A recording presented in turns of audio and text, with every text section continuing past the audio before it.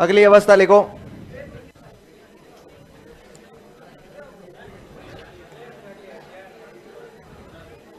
अदृश्य या अव्यक्त अवस्था। अदृश्य या अव्यक्त अवस्था कहां से कहां तक होती है? 5 से लेकर 12 वर्ष तक। क्या बोलते हैं इसे?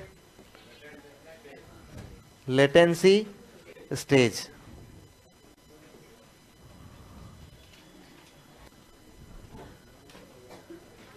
Latency stage. इसमें हमने यो, हाँ बस इसमें इतना ही था। क्या दिख नहीं रहा है? क्या नहीं दिख रहा है? अच्छा, अड़गा हूं। हाँ, अदृश्य या अव्यक्त अवस्था 5 से 12 वर्ष तक, जिसे हम लोग बोलते हैं लेटेंसी स्टेज।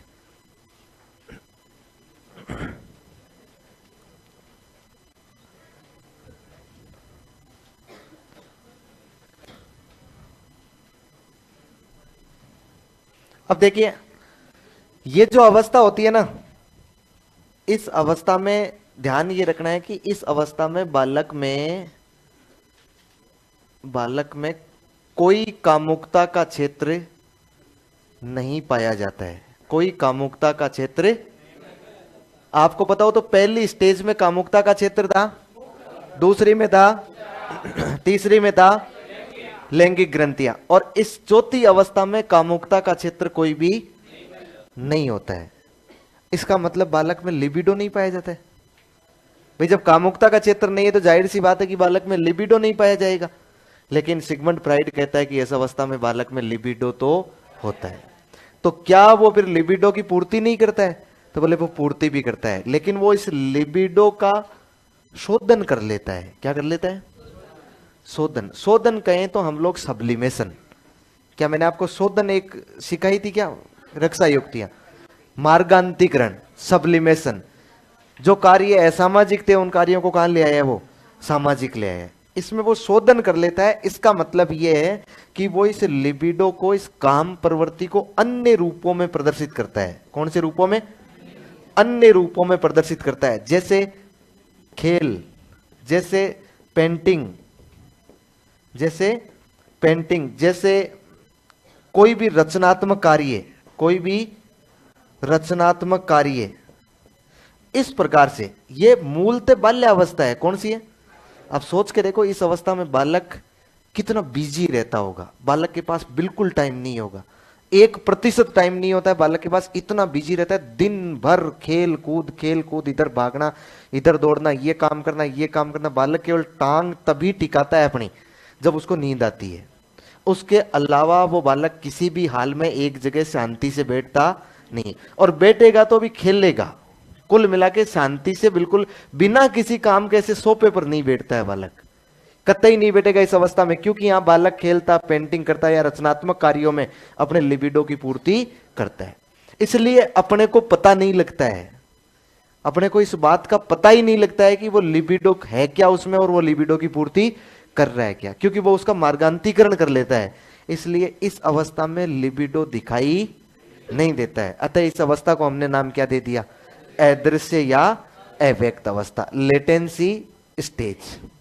अब जब कोई कामुकता का क्षेत्र नहीं है, जब वो लिबिडो की पूर्ति भी अन्य रूपों में कर रहा है, तो इस अवस्था में किसी भी प्रकार का कोई स्थिरीकरण भी नहीं पाया जाता है। किसी भी प्रकार का कोई स्थिरीकरण नहीं पाया जाता है। जब स्थिरीकरण नहीं होगा, फिक्सेशन नहीं होगा, तो जाहिर सी बात है आगे चल के उसके व्यक्तित्व पर किसी प्रकार का कोई प्रभाव नहीं पड़ेगा। इसलिए बाल्यावस्था में बालक को जितना हो सके उतना खेलने दे, जितना हो सके उतना कार्य करने दे, जितना हो सके उतना छूट दे दे, भले कोई फर्क नहीं पड़ता है, क्योंकि उसका व्यक्तित्व आगे इस पर डिपेंड नहीं करता है। ध्यान दे जाएगा। आपको पता हो तो सिगमंड फ्राइड ने कहा है कि बालक का जो भी निर्माण होता है ना व्यक्तित्व का, वो पहले के 5 वर्षों पर डिपेंड करता है। इससे पहले की जो तीनों अवस्थाएं ना, उससे व्यक्तित्व बनता है, उसके बाद कोई व्यक्तित्व पर प्रभाव नहीं पड़ता। इसलिए कहा है कि जो 5 वर्ष है ना, वो जीवन निर्माणकारी काल है इसके लिए। और यदि 5 वर्षों में बालक को ठीक ढंग की प्रशिक्षण और ठीक ढंग का कार्य मिल गया, तो निश्चित सी बात है कि उस बालक का व्यक्तित्व बहुत गजब का होगा। और यदि यहां पर बालक को ध्यान नहीं दिया गया तो निश्चित रूप से उस बालक का व्यक्तित्व में कोई ना कोई दोष आ जाएंगे। बाल्यावस्था में कोई दोष नहीं आएंगे। बाल्यावस्था में भले ही बालक का कामुकता का चित्र कोई होता नहीं है, लिबिडो की पूर्ति करता है। बालक जितना ज्यादा काम करेगा ना, यहाँ पर जितना ज्यादा बिजी रहेगा, जितना व्यस्त रहेगा, जितने कार्य करेगा, अलग अलग प्रकार के रचनात्मक नए नए कार्य, क्योंकि यहां से रचनात्मकता भी फूटती है। भाई सृजनात्मकता भी तो यहीं से शुरू होती है। लिखो तो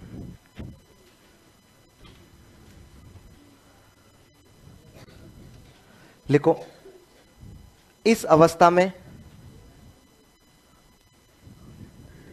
इस अवस्था में कोई कामुकता का क्षेत्र नहीं होता है। इस अवस्था में कोई कामुकता का क्षेत्र नहीं होता है।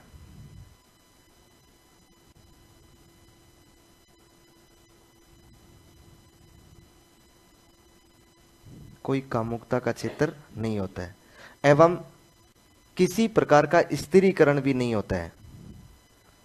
एवं किसी प्रकार का स्थिरीकरण भी नहीं होता है।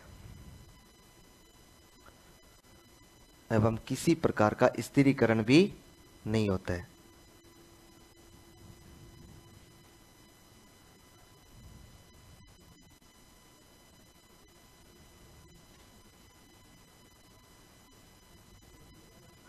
नेक्स्ट लाइन में लिखो, अर्थात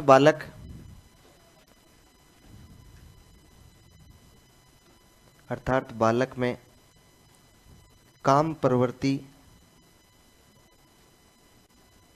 का प्रदर्शन नहीं होता है। अर्थात बालक में काम प्रवृत्ति का प्रदर्शन नहीं होता है। नहीं होता है। जबकि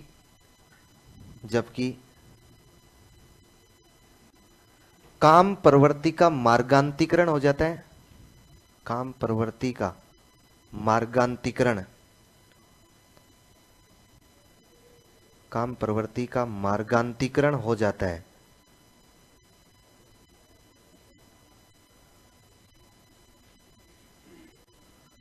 मार्गांतिकरण हो जाता है जिसे वह अन्य रूपों में प्रकट करता है। जिसे वह अन्य रूपों में प्रकट करता है।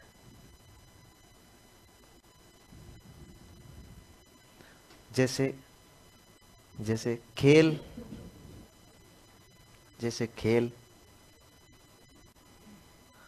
पेंटिंग, रचनात्मक कार्य आदि। रचनात्मक कार्य आदि।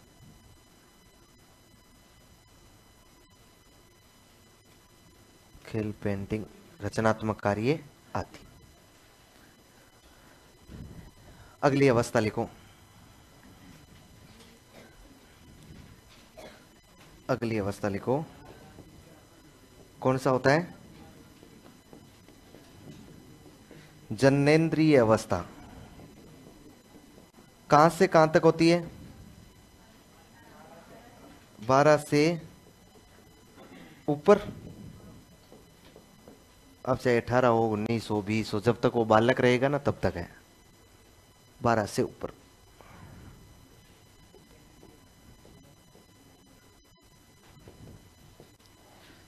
सही लिखा है क्या मैंने? अंग्रेजी वालों, जेनिटियल स्टेज है ना? अच्छा, जन्नेन्द्रिय अवस्था।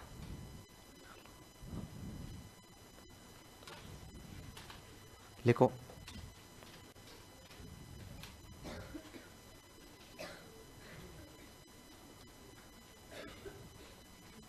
लिखो, इस अवस्था में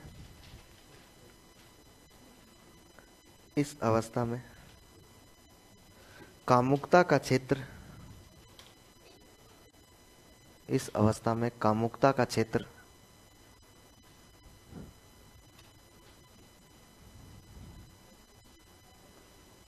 इस अवस्था में कामुकता का क्षेत्र जननांग होते हैं। जननांग होते हैं।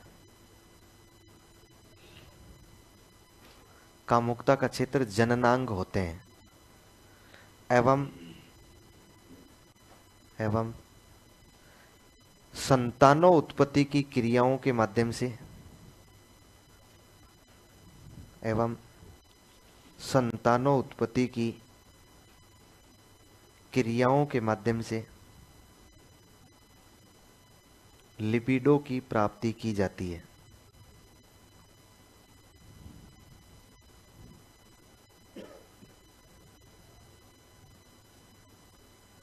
लिबिडो की प्राप्ति की जाती है। लिबिडो की प्राप्ति की जाती है। यहां पर नेक्स्ट लाइन में लिखो, यहां पर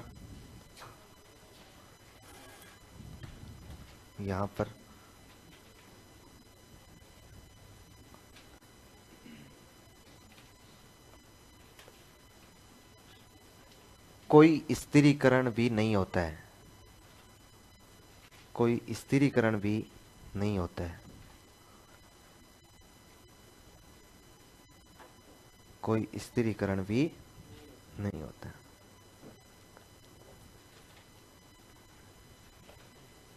मतलब समझ गए ना? इस स्टेज में तो केवल जननांग जो होते हैं ना, जो सेक्सुअल ऑर्गन्स होते हैं, वो ही बालक के कामुकता का क्षेत्र होते हैं। इसके ऊपर जितने भी अवस्थाएं अब रहेगी, इस अवस्था में मान लीजिए आप, मैं फिर जो संतान उत्पत्ति की क्रियाएं होती हैं, उन क्रियाओं के माध्यम से बालक लिबिडो की प्राप्ति करता रहता है। लेकिन यहाँ पर किसी भी प्रकार से यदि लिबिडो की प्राप्ति कम हुई या अधिक हुई, लैंगिक संतुष्टि कम ज्यादा से कोई प्रभाव भविष्य पर नहीं पड़ने वाला है, उस व्यक्ति पर नहीं पड़ने वाला है। इसका मतलब इसने जो 5 अवस्थाएं बताई है, उसमें यदि आप ठीक ढंग से देखें तो पहले वाली 3 अवस्थाओं से व्यक्तित्व निर्मित होता है, और पहले वाली 3 अवस्थाएं 5 वर्ष की आयु तक क्या हो जाती है? समाप्त हो जाती है। इसका मतलब सिगमंड फ्राइड ये कहता है कि 5 वर्ष तक बालक अपने भावी जीवन की नींव रख लेता है, मतलब 5 वर्ष तक पूरे व्यक्तित्व का निर्माण कर लेता है। इसलिए बालक का आपको कहां तक ख्याल करना है? जब तक वो 5 साल का हो। हम क्या करते हैं? 5 साल का होने के बाद ख्याल करना शुरू करते हैं। जब तक तो उसका व्यक्तित्व निर्माण के पूरे गुण उसमें ग्रहण कर लिए जाते हैं, उसके द्वारा विकसित कर लिए जाते हैं। ध्यान रह जाएगा। चलिए, ये अपना सिद्धांत हो गया 2 नंबर, जो कौन सा था? मनोलैंगिक विकास का सिद्धांत। अगला सिद्धांत बताओ। देखिए, मनोसामाजिक सिद्धांत। सिद्धांत समझ में आ गया क्या आपको? कोई डाउट तो नहीं है ना? मेरे ख्याल से डाउट तो नहीं होगा आपको। हाँ हाँ,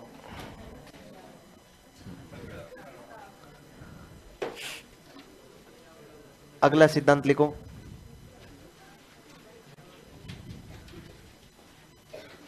मनोसामाजिक विकास का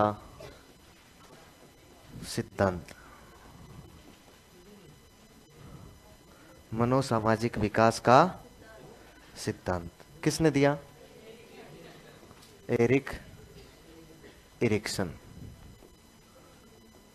एरिक इरिक्सन।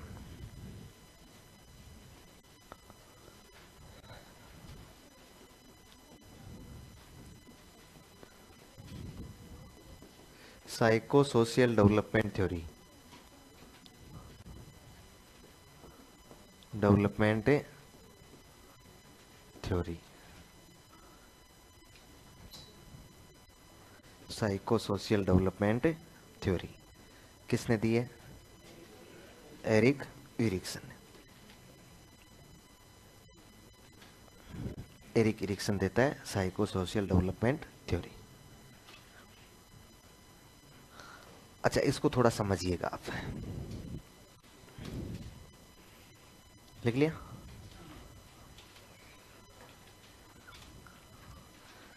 क्या केसर केसर में है? दाने का दम? अच्छा, दाने दाने में है केसर का दम। वाह वाह, कोई बात नहीं।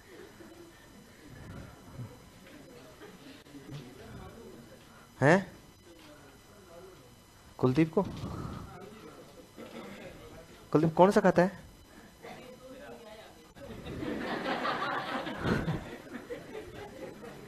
नहीं नहीं, मुझे ऐसा लग रहा है, कौन सा चलता है? है मिराज, दारीवाड़। गणेश को तो और ही खूब खाने वाले हैं, कुलदीप क्यों खाएगा? उसके तो बेचारे के सब बटके भरते ही रहते हैं। हाँ। सुनो अब ध्यान से, है ना। अब अपने को विकास करना है। देखो विकास कौन सा करना है? मनोसामाजिक। मनोसामाजिक मतलब सीधा सीधा मैं कहूं तो उसका सामाजिक विकास। उसके ऐसे गुण विकसित करने हैं जो सामाजिक गुण हो। बालक में कैसे गुण विकसित करने हैं? सामाजिक। देखो जब हमें ये पूछा जाएगा कि बालक का सामाजिक विकास कैसे होता है, तो सामाजिक विकास किसने बताया है? Erik Erikson. एरिक इरिक्सन क्या कहता है? एरिक इरिक्सन की खास रुचि जो थी ना, वो थी व्यक्तित्व निर्माण में। किसमें थी? व्यक्तित्व निर्माण में। वो थी पर्सनैलिटी डेवलपमेंट में। और वो पर्सनैलिटी डेवलपमेंट में ये थी कि किशोर जो है ना, किशोर मतलब बालक, किशोर जो है ना वो किस प्रकार से अपनी पहचान इस समाज में बनाते हैं। एक किशोर समाज में अपनी पहचान को कैसे क्रिएट करता है, कैसे बनाता है, अपनी भूमिका को कैसे स्थापित करता है कि भाई मेरी भूमिका इस समाज में क्या है, या मेरी इस समाज में क्या पहचान है, वो स्थापित करने के लिए क्या क्या प्रयास करता है, कैसे कैसे उसका विकास होता है। फिर केवल इतना ही नहीं, दूसरा ये कह रहा है कि समाज उसकी पहचान को बनाने में किस तरह से सहयोग करता है। बालक जब अपनी भूमिका को, अपनी पहचान को इस समाज में स्थापित करने का प्रयास करेगा, तो वो निश्चित सी बात है कि वो कुछ न कुछ लोगों से, अपने समाज से अंतःक्रिया करेगा। वो अकेला तो है नहीं इस दुनिया में, वो समाज से अंतःक्रिया कर रहा है। समाज से अंतःक्रिया करता हुआ, समाज से कुछ सीखता हुआ वो बालक अपनी पहचान को स्थापित कर रहा है। तो उस समय वो समाज उसका सहयोग कैसे करता है? यदि वो समाज उसको पॉजिटिव रूप से सहयोग करता है, या फिर समाज उसका नेगेटिव रूप से सहयोग करता है, इसका मतलब उस पहचान को स्थापित करने में, उस पहचान को बनाने में समाज का योगदान होता है। चाहे यदि उसकी पहचान ढंग की बनी है ना, तो भी समाज का योगदान है, और पहचान यदि कमजोर बनी है ना, तो भी वो योगदान किसका है? समाज का है। यदि समाज ने उसका हर अवस्था में, अलग अलग अवस्था में उसका सहयोग किया है, तो निश्चित सी बात है कि उसकी पहचान बहुत अच्छी क्रिएट होगी। और यदि उसने सहयोग नहीं किया है, उसका विरोध किया है, तो निश्चित सी बात है कि उसकी पहचान माड़ी मोटी क्रिएट होनी है। अच्छा, ये जो इसने इसने ये पहचान निर्मित करने के लिए बालक की, यानी व्यक्ति की, पूरी व्यक्ति के जीवन की 8 अवस्थाएं बताई है। कितनी अवस्था बताई है? 8 अवस्था। कहा कि प्रत्येक अवस्था जो होती है ना, 8 अवस्था बता दी, और ये कहा कि जो प्रत्येक अवस्था होती है ना, उस प्रत्येक अवस्था में जब वो बालक रहता है या व्यक्ति हो जाता है, जब वो प्रत्येक अवस्था में वो बालक अपनी पहचान को निर्मित करने का प्रयास करता है। यदि उस पहचान को निर्मित करने में, उस अवस्था में बालक में किसी ने, किसी व्यक्ति ने सहयोग दे दिया, यदि उसको सहयोग दिया सकारात्मक, तो उसमें वो पहचान निर्मित हो जाएगी, और उसमें एक विशेष प्रकार का मनोसामाजिक गुण विकसित हो जाएगा, एक मनोसामाजिक स्ट्रेंथ विकसित हो जाएगी, उसमें एक सामर्थ्य विकसित हो जाएगा, एक शक्ति विकसित हो जाएगी। और यदि उसको समाज ने सहयोग नहीं किया, तो उसमें वो गुण विकसित नहीं हो पाएगा। मैं सीधा सीधा ये कहूं कि बालक से, एरिक इरिक्सन हमें यह कहता है कि बालक 2 चीजों के बीच में संघर्ष करता है। हर अवस्था में, हर स्टेज में वो 2 चीजों के बीच में क्या करता है? संघर्ष करता है। वो जो संघर्ष है ना, उसको नाम दिया गया साइकोलॉजिकल संकट, मतलब साइकोलॉजिकल क्राइसिस। वो उसके जीवन में क्या आता है? संकट। इसका मतलब है उसके जीवन में, कुल पूरे जीवन में 8 प्रकार के संकट आएंगे। कितने आएंगे? 8 प्रकार के। वो संकट से यदि समाधान कर लेता है, और संकट से समाधान कब करेगा? जब समाज उसका सहयोग करेगा, तब तक वो समाधान नहीं कर पाएगा। यदि समाज उसका सहयोग कर रहा है, तो वो उस संकट से, उस चुनौती का सामना करते हुए, उसको झेलते हुए उसका समाधान कर लेता है, मतलब उसे अपने आप को ऊपर उठा लेता है। तब उस व्यक्ति में एक मनोसामाजिक गुण का विकास होता है। इसका मतलब उसके पूरे जीवन में कितने गुण विकसित हो जाते हैं? 8 प्रकार के गुण विकसित हो जाते हैं। ध्यान रखिएगा, उन 8 प्रकार के गुणों पर ही उसका व्यक्तित्व डिपेंड करता है। आपको देखो शायद बताया होगा, सेंट्रल ट्रेट, केंद्रीय शील गुण व्यक्ति के कितने होते हैं? 5 से 10 होते हैं। यदि ये 5 से 10 केंद्रीय शील गुण ढंग के होंगे आपके अंदर, तो निश्चित सी बात है कि आपका व्यक्तित्व बहुत गजब का होगा। लेकिन कुल मिला के ये तो सिर्फ यही कहना चाहता है ना अपने को, कि पूरे जीवन में बालक, अलग अलग जो व्यक्ति होता है, वो अलग अलग संकटों से गुजरता रहता है, और यदि उस संकट का समाधान कर लेता है, तो उसमें एक मनोसामाजिक गुण का विकास हो जाता है, और इसके लिए ये समाज जिम्मेदार होता है। इसने पूरे जीवन को बताया है, इसलिए इस सिद्धांत को जीवन अवधि सिद्धांत भी कहते हैं, लाइफ स्पेन थ्योरी भी कहते हैं। पूरे जीवन को 8 अवस्थाओं में विभाजित किया। ध्यान रह जाएगा। तो हमें वो 8 अवस्थाएं लिखनी है कि कौन कौन सी अवस्था है। अभी भी थोड़े दिनों पहले ही जो पेपर हुआ है ना, उसमें भी सवाल आया है 8 अवस्थाओं वाला। उसमें केवल यही पूछा जाता है कौन सी अवस्था कितने नंबर पर, कौन सी अवस्था कितने नंबर पर, कौन सी अवस्था कितने। अब की बार थोड़ा सवाल दूसरे तरीके से पूछ लिया ग्रेड फर्स्ट में। 2 अवस्थाओं का नाम दे दिया, एक नीचे वाली एक ऊपर वाली, और कहा इनके बीच में कौन सी अवस्था होती है। तो भाई तू कैसे ही पूछ ले भले। यदि 8 अवस्थाएं अपने को क्रम से याद है तो जाहिर सी बात है वो कैसे ही पूछेगा तो अपने दिक्कत नहीं होगी। लिखो तो, एक लाइन लिखो इसमें।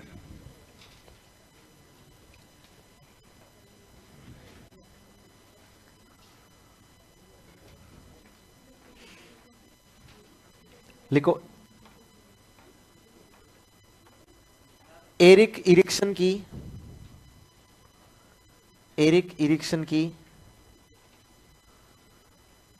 एरिक इरिक्सन की रुचि इस बात में थी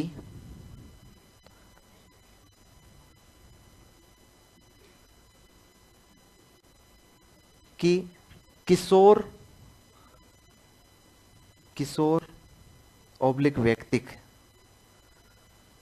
कि किशोर ओब्लिक व्यक्ति, किशोर इस समाज में रहकर, किशोर इस समाज में रहकर किस प्रकार से, किस प्रकार से अपनी पहचान स्थापित करते हैं, किस प्रकार से अपनी पहचान स्थापित करते हैं,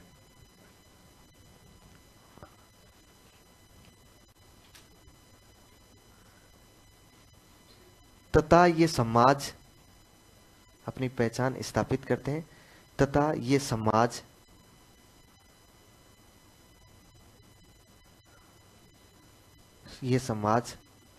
उसमें उसमें कैसे सहयोग करता है, तथा ये समाज उसमें कैसे सहयोग करता है।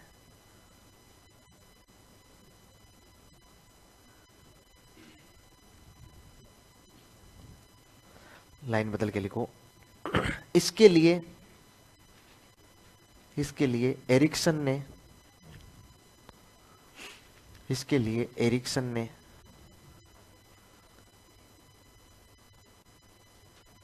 व्यक्ति के जीवन में,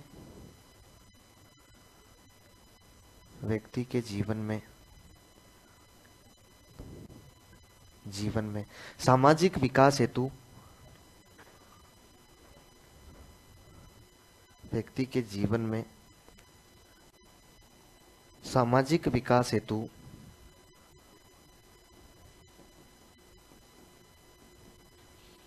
8 अवस्थाएं सुझाई है, 8 अवस्थाएं सुझाई है।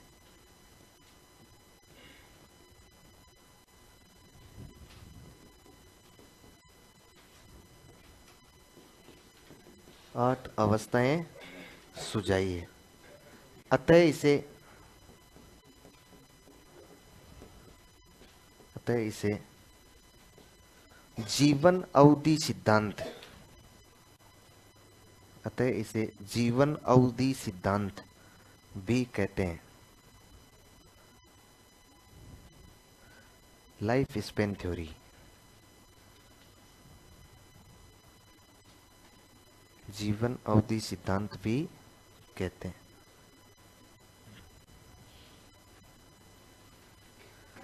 जीवन अवधि सिद्धांत भी कहते हैं, यह लिख सिद्धांत,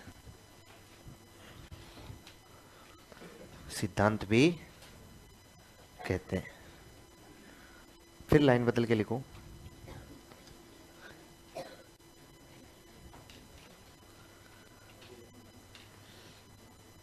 देखो, प्रत्येक अवस्था में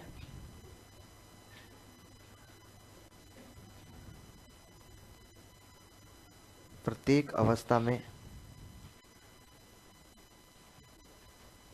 बालक एक मनोसामाजिक चुनौती का सामना करता है, प्रत्येक अवस्था में बालक एक मनोसामाजिक चुनौती का सामना करता है।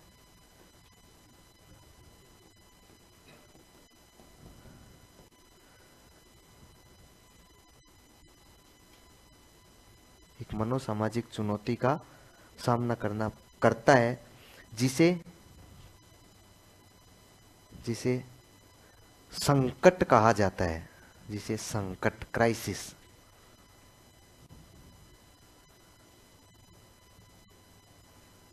संकट, क्राइसिस है ना, जिसे संकट कहा जाता है।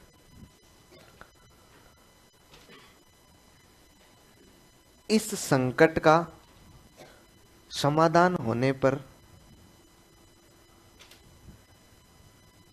इस संकट का समाधान होने पर उसमें एक इस संकट का समाधान होने पर उसमें एक विशेष प्रकार के उसमें एक विशेष प्रकार के मनोसामाजिक गुण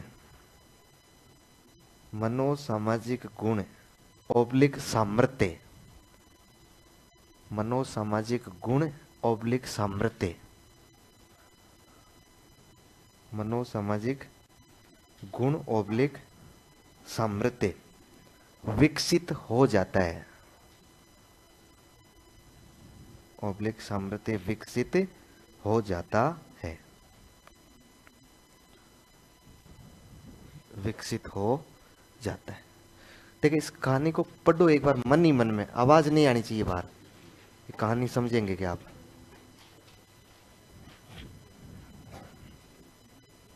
या फिर मैंने ऐसे ही बकवास कर दी है? मन ही मन में पढ़नी है।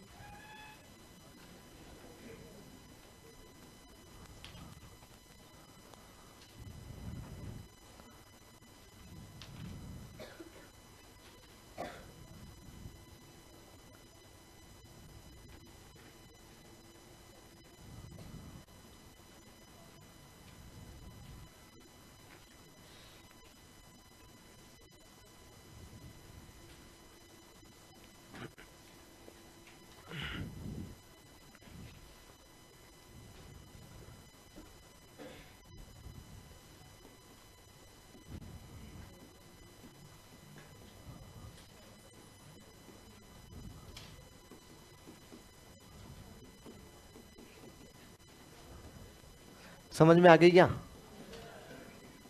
यदि समझ में आ गई तो नंबर 1 अवस्था लिखो, विश्वास बनाम अविश्वास। कहां से कहां तक होती है ये? जन्म से लेकर या तो 12 या 18 में, जन्म से लेकर 12 या 18। इसे हम लोग बोलते हैं ट्रस्ट वर्सेज मिसट्रस्ट।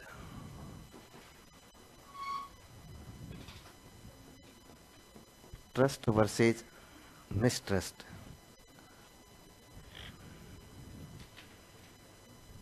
विश्वास बनाम अविश्वास, ट्रस्ट वर्सेज मिसट्रस्ट।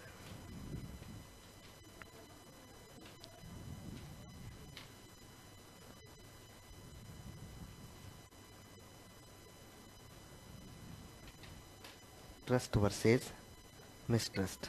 देखो, इस अवस्था में क्या होता है? इस अवस्था में बालक के सामने एक मनोसामाजिक संकट है, और वो संकट है विश्वास और अविश्वास का। दो चीजों के मध्य संकट है। एक तो किसका है? विश्वास, और दूसरा किसका है? अविश्वास का। अब ये मनोसामाजिक संकट ये है कि उस बालक में विश्वास और अविश्वास के बीच में तुलना करता है। बनाम मतलब क्या होता है? वर्सेस, तुलना हो रही है ना। अब यदि बालक जन्म है, उसके 12 महीने तक, उसके 18 महीने तक उस बालक में इस प्रकार का संकट पाया जाता है। इस संकट से वो जूझता है, उसको लगता है कि यार ये दुनिया मेरे काम की है कि नहीं है। उस बालक को ये लगता है कि यार ये दुनिया मेरे काम की है या नहीं। इस संकट से उभारने के लिए समाज उसका सहयोग करता है। यदि इस स्टेज के अवस्था में, इस अवस्था में बालक, जब भी जैसे मान लीजिए आप लोग, बालक यहाँ पर आराम से सो रहा है मस्ती से, आप लोग उसके आसपास चारों ओर घूम रहे हैं, कोई भी हो, चाहे उसकी माँ हो चाहे कोई भी हो, यदि आप उसको जैसे ही दिखेंगे वो रोने लगेगा, वो चीखने लगेगा, वो चिल्लाने लगेगा, उसको लगेगा कि यार ये मुझे गोद में उठा ले। यदि आपने उसको गोद में नहीं उठाया, आप रोता चीखता चिल्लाता छोड़ दिया उसको, आप उसके पास से निकल रहे हैं, जब भी जा रहे हैं वो रो रहा है, चीख रहा है, आपने उसको गोद में नहीं उठाया, क्योंकि आपके तो बहुत सारे काम वैसे ही रहते हैं पेंडिंग, आपको लगता है कि बच्चा तो बदमाश हो गया, इसको तो पड़ा रहने दे, इसको क्या अभी दूध पिया हुआ है, खाना खाया हुआ है, सब कुछ है, इसको क्या कमी है। यदि ऐसी स्थिति में आपने बच्चे पर ध्यान नहीं दिया तो निश्चित रूप से बच्चे में अविश्वास उत्पन्न होगा। क्या उत्पन्न होगा? अविश्वास। और यदि आपने इस आयु में, इस एरिक्सन के अनुसार, यदि उस बच्चे को रोता बिलखता नहीं छोड़ा है, उस बच्चे की समस्त आवश्यकताओं की पूर्ति आपने की है, यदि ऐसी स्थिति में उसको लाड प्यार आपने दिया है, तो जाहिर सी बात है कि उस बच्चे में इस दुनिया के प्रति क्या हो जाएगा? विश्वास, उसे भरोसा हो जाएगा। क्या हो जाएगा? भरोसा। ये कहता है ये आपका एरिक्सन की, यहां विश्वास और अविश्वास की तुलना में वो झूलता रहता है। और यदि समाज ने उसका सहयोग किया, ये तो संकट है उसके सामने, समाज ने सहयोग किया, सहयोग करने का मतलब है उस बच्चे को गोद में खिलाया, लाड प्यार दिया। उस बच्चे को जब लाड प्यार दिया गया है तो निश्चित सी बात है कि वो बच्चा उस संकट का क्या कर लेगा? समाधान। यदि वो उस संकट का समाधान करेगा तो उसमें एक विशेष प्रकार का मनोसामाजिक गुण विकसित हो जाएगा, और वो होगा आशा। क्या होगा? आशा। विशेष प्रकार का एक गुण कौन सा आ रहा है उसमें? आशा। आशा मतलब होता है उम्मीद। क्या होता है? उम्मीद। उसमें एक स्पेशल प्रकार का गुण होता है उम्मीद, मतलब होप। मतलब क्या होता है? होप। यदि उस बालक को रोता बिलखता छोड़ दिया, आपने उस बालक पर ध्यान ही नहीं दिया, तो वो बालक उस संकट का समाधान नहीं कर पाएगा, और नहीं कर पाएगा तो उसमें ये आशा या होप या उम्मीद नामक गुण विकसित नहीं होगा। और यदि संकट का समाधान कर लिया तो उसमें एक साइकोलॉजिकल स्ट्रेंथ या वर्च्यू, वर्च्यू मतलब जिसे हम लोग बोल सकते हैं गुण या शील गुण, शील गुण उसमें विकसित हो जाएगा, और वो रहेगा उम्मीद वाला। अब ये बालक आगे जीवन में तब भी बढ़ेगा ना, उसमें वो बालक होगा आशावादी। किस प्रकार का होगा? आशावादी। मतलब उम्मीदों वाला व्यक्ति होगा, निराशावादी नहीं होगा, उत्साही प्रकार का बालक होगा। ये कौन कह रहा है हमें? एरिक एरिक्सन कह रहे हैं। ध्यान रह जाएगा। तो पहली अवस्था में वो किसके मध्य झूलता रहता है? विश्वास अविश्वास के मध्य। ध्यान रह जाएगा। लिख लो ऐसे। अच्छा, एक में तो लिखवा देता हूं मैं ना, लिखो।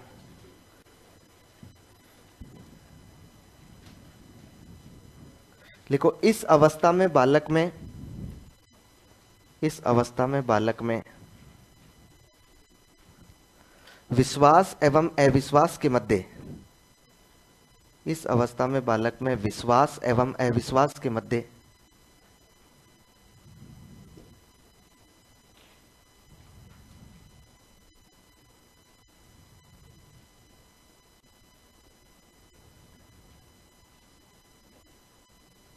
संघर्ष होता है।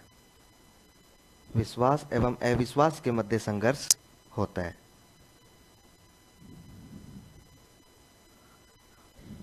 समाज के सहयोग से, समाज के सहयोग, समाज मतलब अन्य व्यक्ति, समाज के सहयोग से समाज के सहयोग से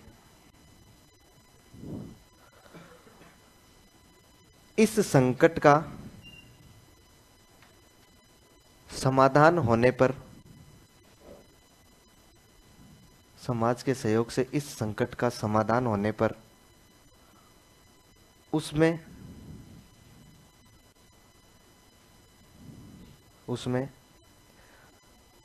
आशा, कोष्टक में लिखना होप, आशा नामक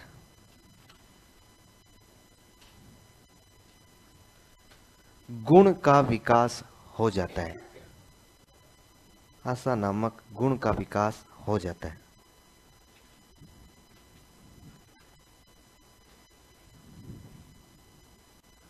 विकास हो जाता है। अच्छा, अब मैं वापस वो नहीं लिखवा रहा हूं, यदि संकट का समाधान नहीं हुआ तो इस गुण का विकास नहीं होता है। इतनी तो समझ गए ना आप लोग बात? चलिए, दूसरी अवस्था। दूसरी अवस्था कौन सी होती है? स्वायत्तता बनाम लज्जा, या इसे बोलते हैं शक की अवस्था। कब से कब तक होती है? 12 या 18 माह से लेकर 3 वर्ष तक। 3 वर्ष।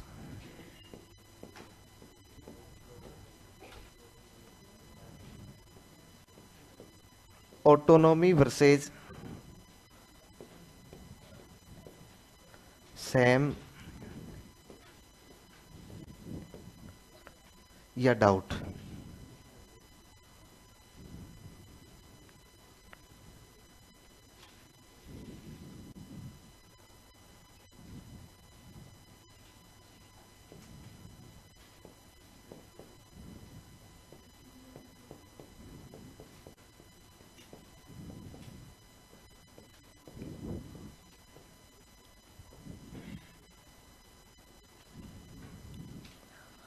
स्वायत्ता बनाम लज्जा।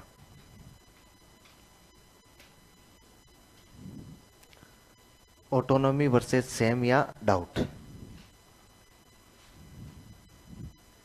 अच्छा बताओ, देखिए क्या होता है इसमें।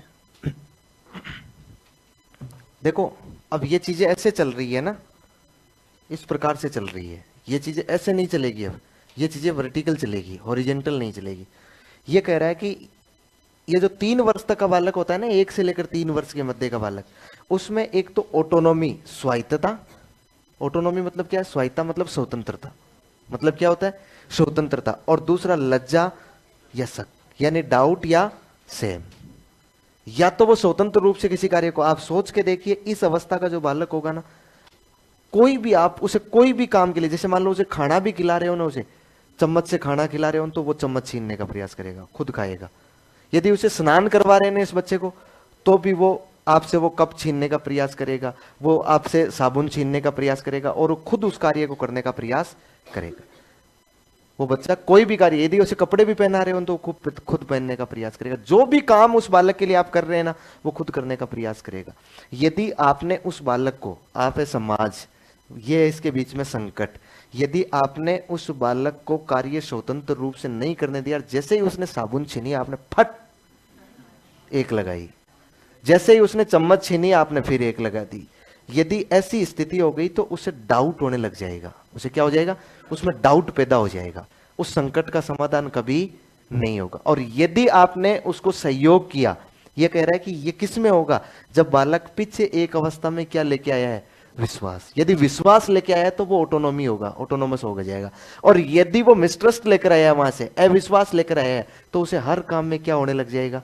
शक, डाउट होने लग जाएगा। और जब डाउट होने लग जाएगा तो उस बालक में इस प्रकार के किसी भी प्रकार के गुण का विकास नहीं होगा। और यदि उसमें संकट का समाधान कर लिया, वो ऑटोनोमस तरीके से कार्य कर गया इस अवस्था में, तो निश्चित रूप से उसमें एक और गुण विकसित हो जाएगा जिसका नाम होगा इच्छा शक्ति, विल पावर। क्या हो जाएगा? Will power. देखिए महत्वपूर्ण है, ये मामूली बात नहीं है। होप, उम्मीद जीवन भर बनी रहेगी उसमें। किसी कार्य करने को शक्ति, जो विल पावर होती है ना, वो विल पावर कहां विकसित हो जाती है? इस 3 वर्ष तक बालक में विकसित हो जाती है। लेकिन उसका प्रदर्शन आगे होता है। ये कह रहा है कि उसका प्रदर्शन तो आगे किया जाएगा, लेकिन यहां पर उसमें क्या होती है? Will power. तो अब इसमें ये फालतू बकवास नहीं लिखनी है ना, सीधा सीधा गुण का नाम लिख लोगे ना भाई। ये कि इन दोनों के मध्य इसमें संघर्ष होता है, और जब समाधान हो जाता है तो कौन सा गुण विकसित हो जाता है? इच्छा शक्ति। और समाधान नहीं होता है तो फिर इच्छा शक्ति नहीं होती है। सीधा सीधा इसमें एक गुण लिख लो, उसका नाम क्या है? इच्छा शक्ति।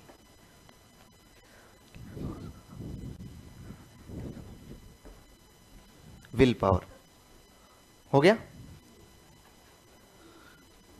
तीसरी अवस्था लिखो,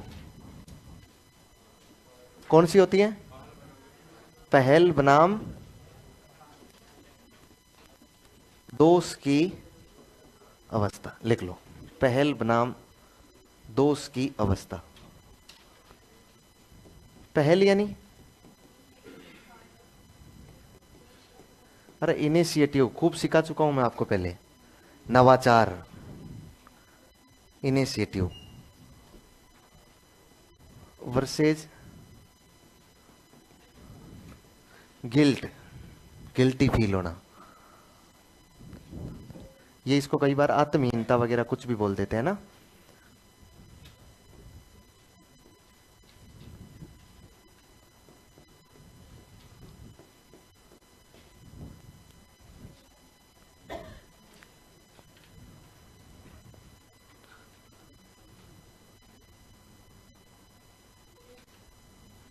एज कितनी होती है इसकी?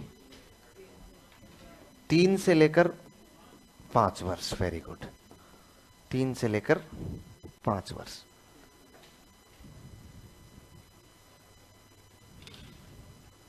तीन से लेकर 5 वर्ष। देखो यहां बच्चा किससे झूलता है? पहल और दोष, गिल्टी फील करने में झूलता है। पहल मतलब होता है नवाचार। देखो आप याद करके देखो, बाल्यावस्था शुरू हो रही है, क्योंकि बाल्यावस्था 2 वर्ष के बाद शुरू मान ली जाती है।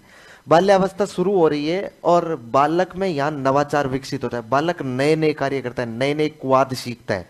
क्वाद मतलब नए नए, चाहे उल्टे कार्य करें चाहे सुलटे कार्य करें, चाहे तोड़ फोड़ करें, रचनात्मक करें या विध्वंसात्मक करें, कोई भी करे, वो बालक इस समय वो नए नए कार्य करता है। आपको बताओ तो इस समय जो खिलौना भी होता है ना, वो खिलौना यदि बालक का टूट गया या तोड़ दिया उसने जानबूझ के, तो उस खिलौने की भी वो अजीबोगरीब आकृति बनाकर आपके सामने लाकर हंसता हुआ कहता है कि देखो देखो क्या बन गया, देखो क्या बना लिया मैंने। इसका मतलब वो एक पहल है उसकी, उसका एक नवाचार है। यदि वो बालक किसी भी कार्य में पहल करता है ना, शुरुआत करता है किसी भी कार्य की नवाचार तरीके से, नए ढंग से, और यदि इस बालक को यहां पर पहल करते ही ऊपर से पड़ता है बोले तब गट,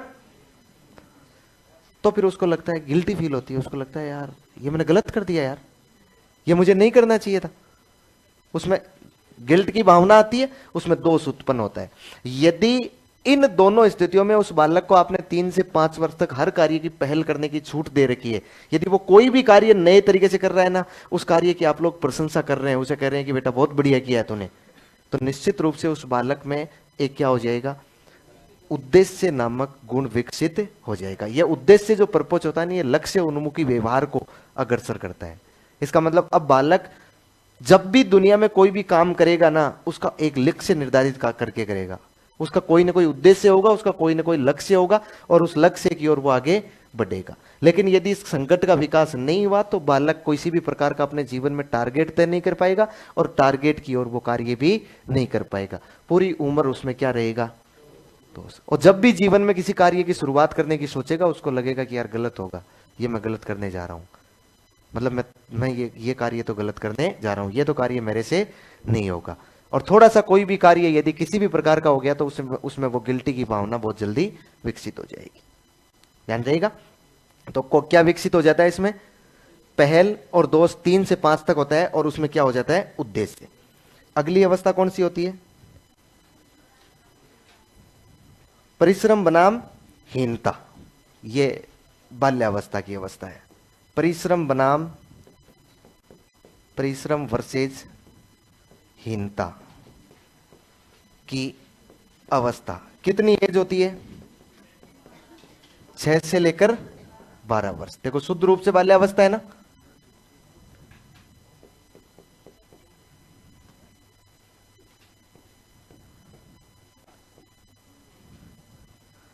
industry versus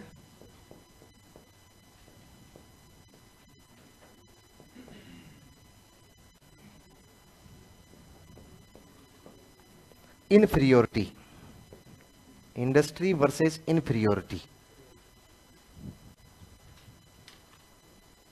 industry versus inferiority. कहां से कहां तक है ये? 6 से लेकर 12 तक।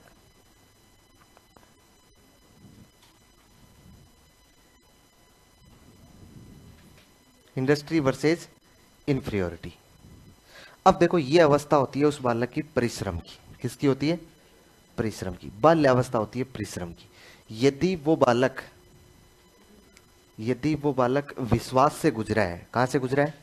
विश्वास से। उसके बाद वो बालक स्वायत्ता से गुजरा है, उसके बाद वो बालक पहल करता हुआ आगे आया है, तो इस अवस्था में वो बालक इतने कार्य करेगा, इतने कार्य करेगा कि वो बालक इतना परिश्रम, ये परिश्रम का मतलब कोई सीमेंट फैक्ट्री में काम नहीं कर रहा है, किसी इंडस्ट्री में काम नहीं कर रहा है, इसका मतलब है कोई इतना उत्पादन करेगा। उत्पादन मतलब जो भी कार्य करना है, चाहे पेंटिंग करना है, चाहे खेलना है, चाहे रोना है, चाहे कूदना है, लड़ना है, झगड़ना है, कुछ भी करेगा, इतना कार्य करेगा। इस अवस्था में बालक पढ़ेगा भी खूब, यदि आप उस बालक को पढ़ाएंगे तो। वो बालक परिश्रमी होगा, बहुत मेहनती होगा।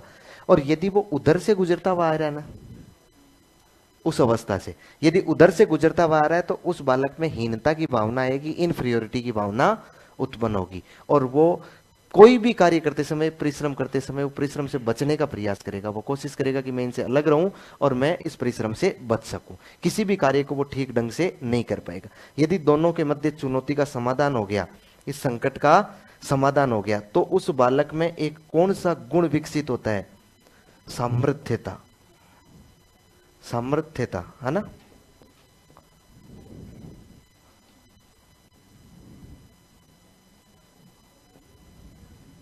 क्या कहते हैं सामर्थ्यता को?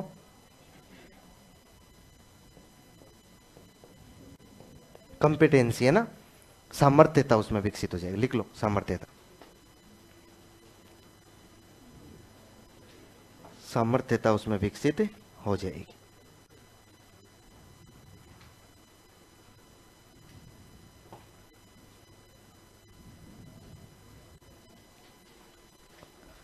कंपिटेंसी विकसित हो जाएगी उसमें ना।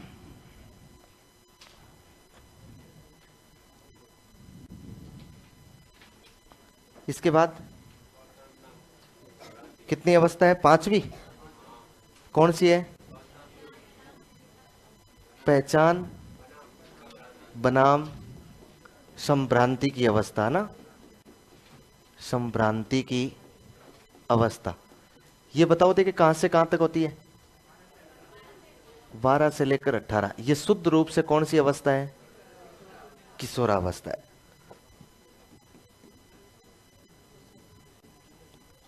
Identity versus confusion.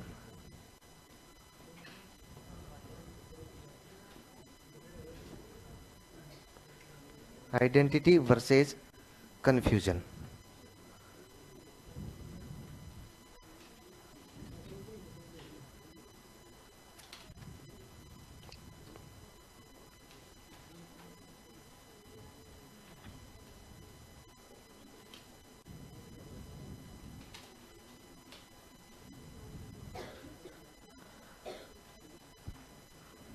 देखो, अब जो बालक है ना, इस अवस्था में बालक घर का जिम्मेदार सदस्य बनने की ओर आगे बढ़ता है। और घर का जिम्मेदार सदस्य होता है, उसको कभी भी क्लास में नींद नहीं आती है। इस अवस्था में बालक क्या करता है? घर का जिम्मेदार सदस्य के रूप में आगे बढ़ने का प्रयास करता है। उस बालक को ये लगने लगता है कि यार मैं बड़ा हो गया हूं। और लगने क्या लगता है? बालक बड़ा ही हो जाता है। जब बच्चा किशोरावस्था में आ गया है, तो इसका मतलब वो बहुत सारी जिम्मेदारियां लेने लायक हो गया है। और उस बालक को जिम्मेदारियां दे दी जानी चाहिए। और यदि उसको घर की कोई भी जिम्मेदारी नहीं दी जा रही है, किसी भी निर्णय में उसकी कोई भूमिका नहीं है, किसी भी निर्णय में उसकी कोई भूमिका नहीं, यदि उसको 10 रुपए देकर भेजे, बोले सब्जी लेकर आना है, फिर भी आप लोग पीछे पीछे चले गए, या उसे पूछ रहे हैं कि क्या कैसे तीन, वो कैसे तीन, ये कैसे तान, ये क्या था, वो क्या था, उसको उसको आपने इतनी जिम्मेदारी नहीं दी। अच्छा, वो सब्जी लाने के लिए गया, उसको कहा कि टमाटर लेके आने, और मान लो वहां टमाटर नहीं मिले, तो वो चुपचाप वापस आ जाएगा वो पैसे लेकर। उसको इतनी जिम्मेदारी दी जानी चाहिए कि भाई तू ये सब्जी लेकर आनी, अब तू जाने, तेरा काम जाने क्या लेकर आनी है, और कैसे लेकर आनी है, और कहां से लेकर आनी है। उसको कम से कम ये जिम्मेदारी दी जानी चाहिए। कुलदीप, सही कह रहा हूं मैं? इतनी। अच्छा, यहां पर बच्चा है ना, वो सोचता है अपनी पहचान, या फिर कई बार उसको लगता है कि यार मेरी आइडेंटिटी, मेरी, मैं भी समाज में कुछ हूं, मैं भी परिवार के लिए कुछ हूं। फिर उसको लगता है दूसरे ही पल, यार कंफ्यूज हो जाता है, यार मैं नहीं हूं इसका मतलब। क्यों होता है ऐसा? देखो, शांति, देखो, मान लो बच्चे ने कोई भी काम किया, इस किशोरावस्था के बालक ने कोई भी काम किया, तो उसके माता पिता, यदि उसे कोई गलती हुई या कुछ भी हुआ, या कोई भी उसने कुछ पूछा, तो उसके माता पिता तुरंत उसे कहते हैं, अरे तू समझदार हो गया, अब बड़ा हो गया, तो यार ये छोटी छोटी बातें तू मुझसे पूछ कर करेगा क्या? इतना काम तो तू खुद ही कर सकता है यार, जिम्मेदार हो गया, घर का जिम्मेदार नागरिक है यार तू। अब क्या क्या क्या पूछ रहा है तू? और तू तू लड़ाई झगड़ा क्या मतलब है तेरा? तू तो लड़ाई झगड़ा समाधान करने वाला, तू जिम्मेदार है यार, तू कर अपने हिसाब से। उसको लगता है यार हम तो बड़े हो गए हैं, जिम्मेदार हूं मैं। थोड़ी देर में, घंटे 2 घंटे बाद में, उसकी मम्मी और पापा बैठे बैठे बातचीत कर रहे हैं। वो आके नजदीक बैठता है, उसको कहते हैं, बेटा अभी तू बच्चा है, तेरे काम की बात नहीं है, थोड़ी सीक्रेट बात है, तू बाहर चल। अब वो बाहर जाके सोचता है, यार मैं 2 घंटे पहले बड़ा था और अब मैं क्या हो गया हूं, छोटा। उसको समझ नहीं आता है कि यार मेरी वास्तव में कोई भूमिका इसमें है या नहीं है। इस स्थिति से वो गुजरता है। और यदि उस बालक को आपने ये सहयोग दिया और आपने उसको जिम्मेदारी दी, उसकी आइडेंटिटी, उसकी पहचान को साबित करने में सहयोग किया, तो निश्चित सी बात है कि इस अवस्था में वो जो बालक होगा, इस बालक में एक विशेष प्रकार के सामर्थ्य का विकास हो जाएगा। और उस सामर्थ्य को हम लोग बोलते हैं फिडिलिटी, कर्तव्य परायणता। क्या बोलते हैं? कर्तव्य परायणता। कर्तव्य परायणता का मतलब क्या होता है? शायद हमने इस शब्द को पहले भी काम लिया है, कर्तव्य परायण, या इसको कहते हैं कर्तव्य निष्ठ। क्या बोलते हैं? कर्तव्य निष्ठ। अपने कर्तव्यों के प्रति वो खुद जागरूक रहेगा, उसको जगाने की जरूरत नहीं रहेगी। 10वीं क्लास में पेपर है, उस पेपर की चिंता उसे पहले ही हो जाएगी कि मार्च में बोर्ड के पेपर है, मुझे आज से ही, जुलाई से ही पढ़ना शुरू कर देना है, मुझे सुबह 4 बजे उठना है, मुझे ये काम करना है, मुझे ऐसे सिलेबस करना है, मुझे ऐसे पढ़ना है। और जिसमें जो बालक यदि उधर से आया है ना, दूसरे रास्ते से, दूसरा रास्ता भी तो है ना, उस रास्ते से आया है ना, तो यहां पर बालक में किसी प्रकार का कोई कर्तव्य परायण नहीं पाया जाएगा, कर्तव्य निष्ठ नहीं होगा। सुबह 4 बजे चाहे घर वाले जबरदस्ती ठोक ठोक के पढ़ाई पर भी बिठाएंगे ना, नहीं पढ़ेगा, फिर भी नींद लेगा। फिर भी वो बालक क्या करेगा? नींद, सोता सोता जागता जागता वो नींद लेता रहेगा। वो घर वालों को देखता रहेगा। उसके लिए यदि पिताजी 4 बजे से उठकर बैठ कर वो अखबार पढ़ रहे हैं, या उसके सामने बैठे हुए हैं, या अपना कोई काम कर रहे हैं, तो वो उनको आंखों में चकमा देकर सो जाएगा, लेकिन सो जाएगा। सोएगा, चाहे कोई बहाना बना के सोए, वो कुलदीप सोएगा वो। लिखो, कर्तव्य परायणता। कुलदीप, कुलदीप टापर।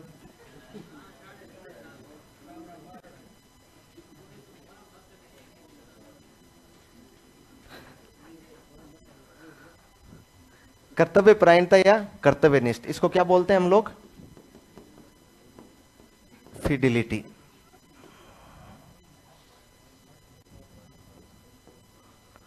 अगली अवस्था कौन सी है? घनिष्ठता बनाम अलगाव। Very good. घनिष्ठता वर्सेज अलगाव।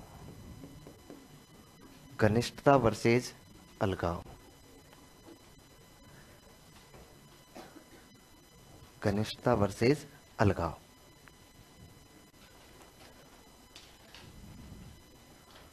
क्लास बंद हो रही है क्या? नेटवर्क की मिस्टेक थी, है ना? ये आप चिंता मत करो, हम नहीं कर रहे हैं, अपने आप ही हो रही है। हम तो इसको सही करने का कोशिश कर रहे हैं, आप हमें दोष मत दीजिएगा। हाँ, अपने आप हो जाए, नेटवर्क है। अच्छा, अलगाव की अवस्था बताइए, इसकी एज बता सकते हैं क्या? 18 से कितनी है? 35। भाई इसको ऊपर से 35 भी ले सकते हैं। सामान्यतः ये जो स्टेज देखी जाती है ना, 20 से 30 के बीच में देखी जाती है।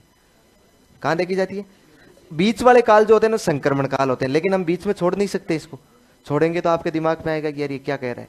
मैं ये समझा रहा हूं आपको कि इसको मान लीजिए आप लोग 19 से लेकर कहां तक मान लेंगे? 35 वर्ष तक मान लेंगे। लेकिन वहां पर यदि ऑप्शन में 19 से 35 की जगह 20 से 30 मिल जाएगा ना, तो आप ये मत कहना कि 20 से 30 कैसे दिया गया है, मतलब समझना कि वे तार पर बैठ चुकी है। समझ गए ना मेरी बात को? ये मैंने एग्जाम में देखा है, एग्जाम के सवाल में देखा है कि निम्न में से एक व्यक्ति में 20 से 30 वर्ष की आयु में कौन सी अवस्था, मनोसामाजिक अवस्था होती है? कौन सी होती है? घनिष्ठता बनाम अलगाव। इसका मतलब 19 से 35 के बीच के कोई भी ऑप्शन वो आपको दे तो आपको चिंता नहीं करनी है। अच्छा, ये घनिष्ठता को हम लोग क्या बोलते हैं? इंटीमेसी। और अलगाव को हम लोग क्या बोलते हैं? आइसोलेशन। ये तो खूब सुना होगा ना आपने, आइसोलेट करना। कोविड में आइसोलेट करते थे ना,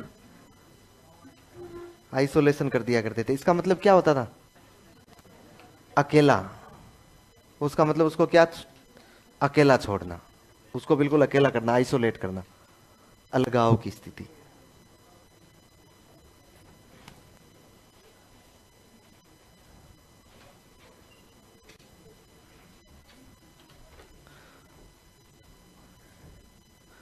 अब देखो, आप सोच के देखिए, ये अवस्था है आपकी, ये अवस्था शुरू हो रही है ना भाई, 20 वर्ष से बाद में ये अवस्था शुरू होती है, ये अवस्था आपकी शुरू हो रही है। इसको यदि मैं पीछे से लाऊं, देखो यहां से यदि मान लो एक व्यक्ति में मिसट्रस्ट हुआ है, क्या हुआ है?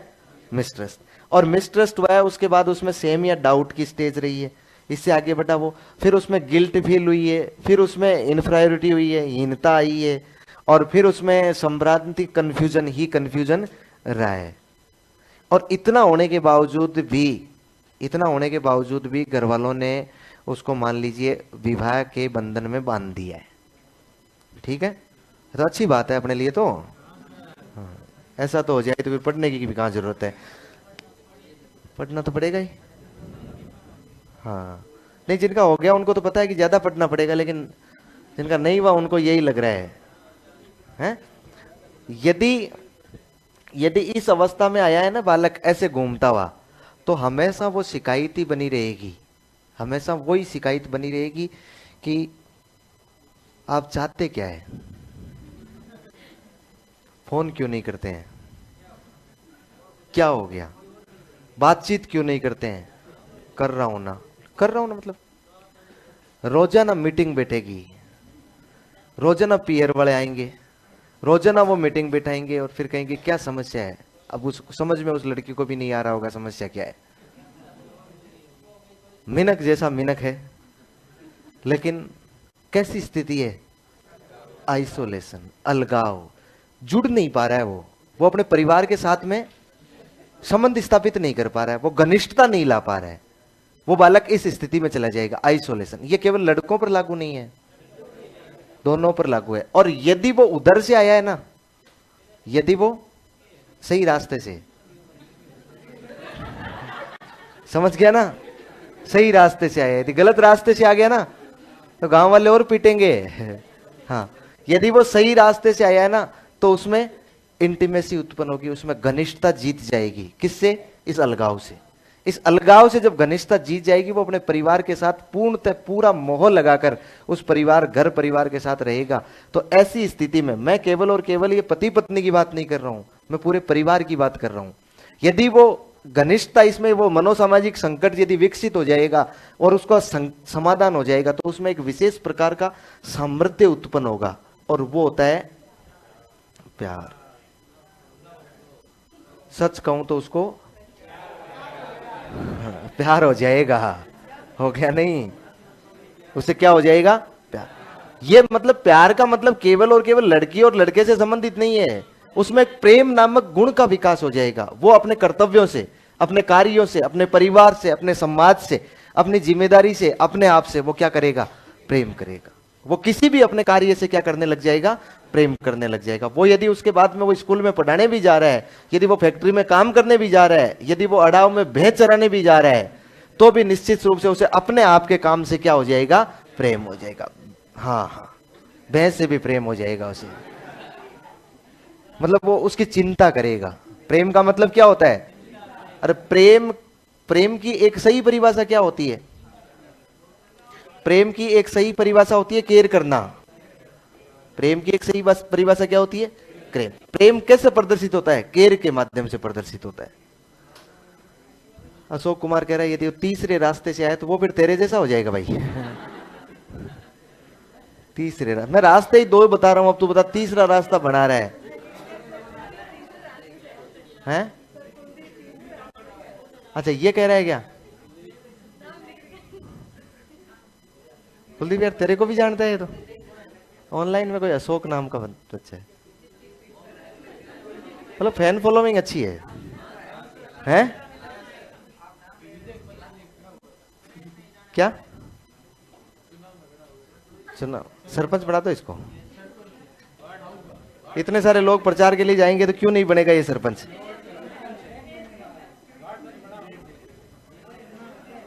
वार्ड पंच बनाओ, लेकिन अगला लिखो, पहले अगली अवस्था लिखो।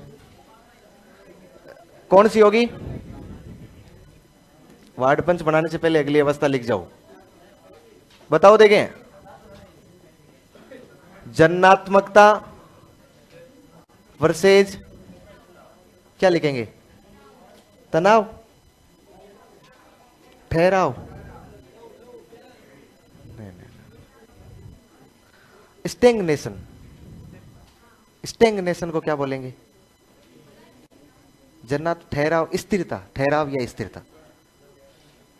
मतलब ये जड़ता नहीं है ना, ये ध्यान रखना, ये टिकाऊपन है, ये टिकाऊपन है, मतलब कुछ गुण आके उसमें रुक जाना।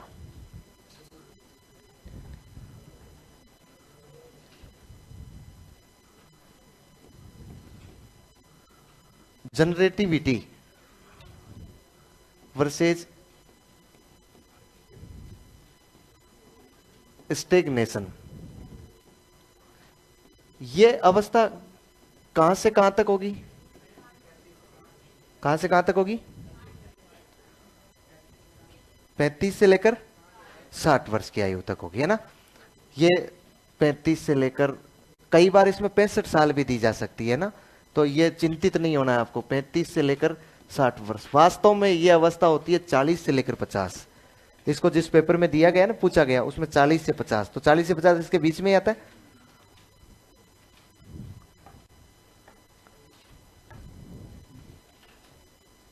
चालीस से 35 से लेकर 60 वर्ष की आयु तक।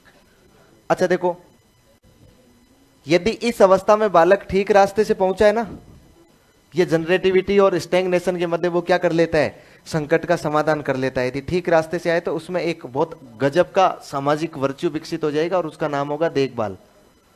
क्या नाम होगा? देखभाल मतलब केयर करना। देखभाल मतलब केयर करना, पालन पोषण करना, अपने परिवार की अथाह देखभाल करेगा वो। और यदि उधर से आए तो देखभाल के लिए परिवार इंतजार करता रहेगा, फिर वो अंत में जाकर कोर्ट में देखभाल भत्ता मांगेगा कि भाई पोषण भत्ता दिया जाए मुझे, हैं? थोड़े दिनों में देंगे हम, जब इतना आरक्षण दे रहे हैं तो फिर मांगेंगे ना हम। जब इतना ज्यादा आरक्षण दे रहे हैं हम लोग, तो फिर थोड़े दिनों में मांगने का प्रयास करेंगे हम लोग, कोशिश करेंगे। मिलेगा क्यों नहीं? कि तुम कहते हो लड़कियां लड़कों से कम होती है क्या? दे दो। प्रेम और प्यार में क्या अंतर होता है? कुछ नहीं अंतर होता है, दोनों का इंग्लिश में लव होता है।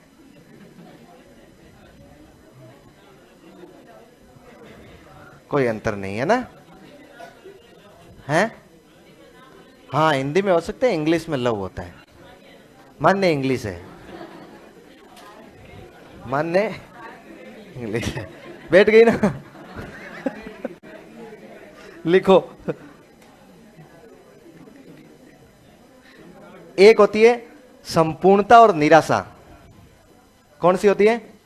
संपूर्णता बनाम निराशा। संपूर्णता बनाम निराशा की अवस्था कहां से कहां तक होती है? बाकी जितने भी बचती है ना, 60 या 65 वर्ष से ऊपर। 60 वर्ष में रिटायरमेंट हो जाएंगे ना आप।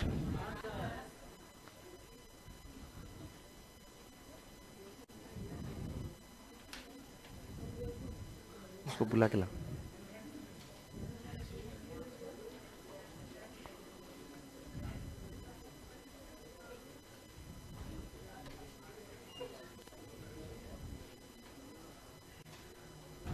क्या बोलते हैं इसे,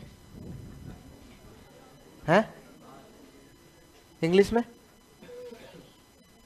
इंटीग्रिटी है ना।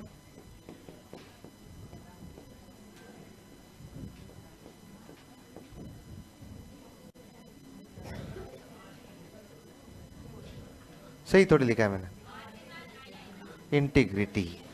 इंटीग्रिटी नहीं, इंटीग्रिटी वर्सेस डिस्पेयर।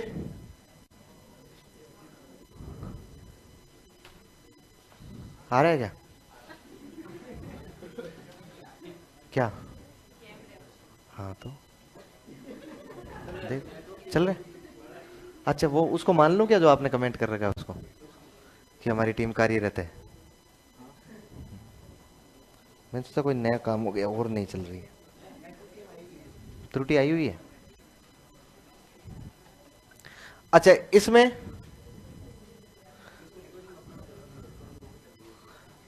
ठीक है, इसमें रिकॉर्डिंग अपलोड करवा देंगे ना। देखिए सुनिए मेरी बात, यदि वो मैं सीधा सीधा पहले इस रास्ते को ले आऊं, इस रास्ते से चलता हुआ अपने उम्र में क्या किया इसने? अपने जीवन में कुछ नहीं किया होगा ना, कोई जनरेटिविटी, कोई उत्पादकता नहीं की होगी ना। उत्पादकता मतलब समझते हैं क्या? उत्पादकता मतलब कार्य करना, अधिक से अधिक पैसे कमाना। आपने देखे समाज में कुछ लोग आपको पूरे 24 घंटे अपनी पूरे ये जो 10 20 से 25 30 40 साल की आयु है, 50 साल की आयु है, इस आयु में बैठे बैठे ताश पत्ती खेलते मिल जाएंगे, वो दिन भर मिल जाएंगे आपको, सुबह से लेकर शाम तक। सुबह घर से तैयार होकर निकलेंगे आराम से खाना वाना खा के, शाम को ही आएंगे, कुछ नहीं कमाते हैं। उनके बच्चे कैसे पल रहे हैं वो अभी तक समझ में नहीं आ रहा है इस दुनिया को, कि कैसे पल रहे हैं। कुछ नहीं कमाते ना। कोई जन्नात्मकता, जन्नात्मकता का मतलब बच्चे पैदा करना नहीं है, जन्नात्मकता का मतलब कमाई करना है, उत्पादन करता है। जनरेटिविटी यानी क्या होता है? उत्पादन करना, कमाई करना होता है। यदि वो इधर से आए ना, लास्ट तक 60 वर्ष के हो गए, उसके बाद चारपाई में पड़ गए हैं, तो उसके बाद उसमें कौन सी भावना आ जाएगी? निराशा की। पूरी उम्र को याद कर करके सोचेंगे कि मैंने मेरे जीवन में किया क्या? कुछ नहीं किया अपने जीवन में, कभी कुछ नहीं रह पाएगा वो आदमी। मरते दम तक उस आदमी में क्या रहेगी? निराशा रहेगी। और यदि वो उधर से आ रहा है ना, तो उसमें संपूर्णता की भावना विकसित होगी। कौन सी होगी? संपूर्णता की। मैंने मेरे जीवन में सब कुछ कर लिया है। और ऐसी स्थिति में इस व्यक्ति में यदि यहां से संकट का समाधान कर लेगा और उसमें संपूर्णता रहेगी, तो ऐसी स्थिति में वो परिपक्वता आ जाएगी। उसमें क्या आ जाएगी? ये परिपक्वता का मतलब है मैच्योरिटी दर्शाएगा। और घर में लगेगा कि यहां डोकरा है, इस डोकरे का कोई मतलब नहीं होगा घर में, ये डोकरा बिल्कुल बच्चों की तरह व्यवहार करेगा, मतलब इसके कोई पिंदा विंदा नहीं होगा। समझ पा रहे हैं ना? जिसकी बात का कोई ज्यादा महत्व नहीं होगा, इसने घर में क्या कहा है क्या नहीं कहा है ज्यादा तवज्जो कोई देते नहीं है। चाहे घर में शादी विवाह है, उस अवसर पर इसका काम केवल जीमने का है। इसको कोई नहीं पूछते हैं कि कितनी मिठाई बनानी है, क्या करना है, या कितनी बार कहे ना कि डीजे बंद कर दो, मेरे कान पर्दे फट जाएंगे, ये हो जाएगा, ये हो जाएगा, भैं चिमक जाएगी, बोले कुछ नहीं, कुछ नहीं, बेटर है चुपचाप रोटी खा ली ना, जिम लिया ना, और जिम लाए। हाँ, समझ रहे हैं क्या? ये उसमें मैच्योरिटी नहीं है, और इस इधर क्या हो जाएगी? मैच्योरिटी, परिपक्वता, मैच्योरेशन आ जाएगा इसमें।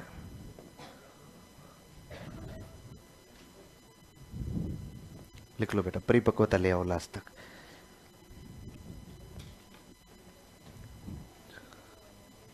अरे इतना ज्यादा उलझना नहीं है इस सिद्धांत में। इस सिद्धांत में ध्यान रखना है कि अवस्थाएं आपको क्रम से याद है कि नहीं है, ठीक है? इस सिद्धांत में एक एक गुण भी ध्यान रखना है।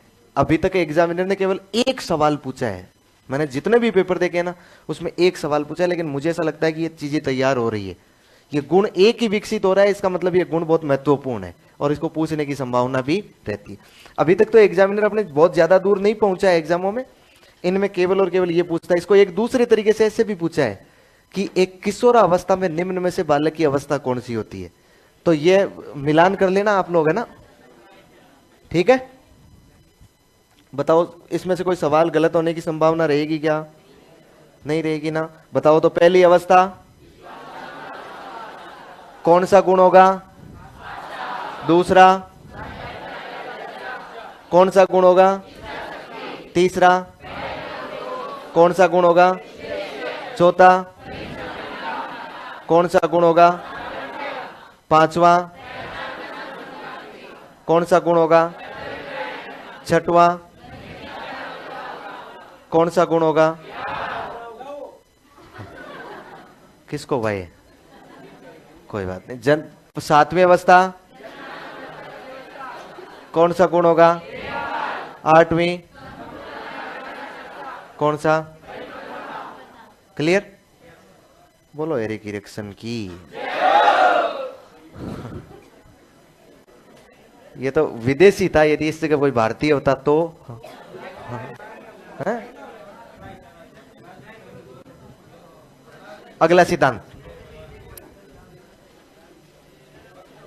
पहुंचो अगले सिद्धांत में। उससे पहले एक दूसरा पढ़ेंगे।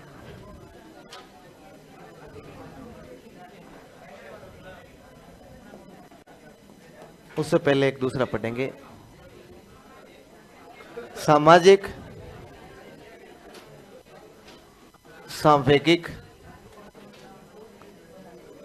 विकास का सिद्धांत।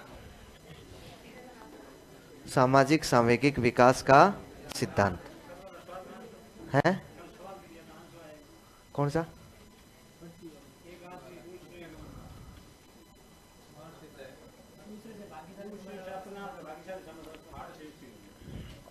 वो तो देखा ही नहीं तो यार मैंने सोचा इसमें से आएगा उत्तर, इसमें से थोड़ी आएगा।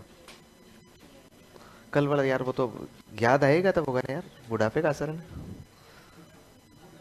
मैं भूल गया यार, नहीं सच में भूल गया, उस सवाल पर मैंने सर्च किया ही नहीं। नहीं नहीं, पेज तो सुरक्षित पड़ा है। पेज तो मैं जाते ही वो सारे ड्रावर में रख देता हूँ। जो जो पर्चियां आती है मुझे थोड़ी डाउट ही लगती है ना, उनको तो ड्रावर में रख देता हूँ।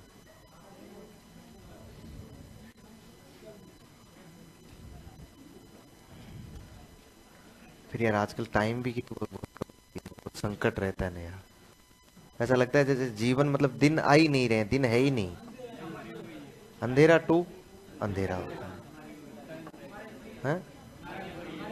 आपका भी वही है ना? अरे लेकिन आपके संकट तो कम है ना, मेरे तो जीवन में संकट ज्यादा है, क्योंकि मैं आपसे ज्यादा बड़ी अवस्थाओं में गुजर रहा हूं। आप तो अभी कहाँ हैं? परिश्रम और संभ्रांति वाली अवस्था में है ना भाई। 12 से 18 20 वाली आयु में चल रहे हैं, 20 वाली में धीरे धीरे घुसे। मैं तो फिर उनसे आगे वाली अवस्थाओं में आ रहा हूं ना। तो आगे वाली 2-3 अवस्थाएं फिर आपको पता खतरनाक ही होती है। फिर उसमें वो घनिष्ठता, अलगाव और वो भी आती है, घनिष्ठता भी बनाए रखनी पड़ती है।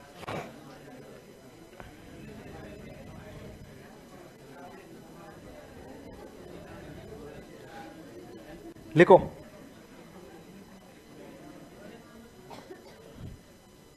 किसने दिया ये? लिख लो। Social emotional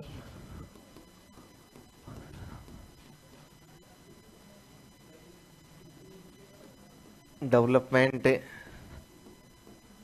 theory. इसको देने वाला व्यक्ति है यूरी ब्रॉन फेन ब्रेनर।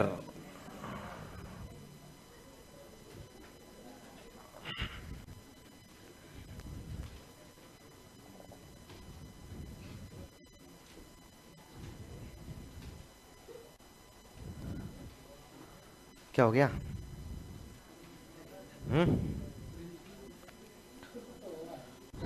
कुछ तो है, लेकिन अब हमें कैसे बताए तो बेटा, कुछ तो है तो। और सारी बातें हम पूछे ही क्यों?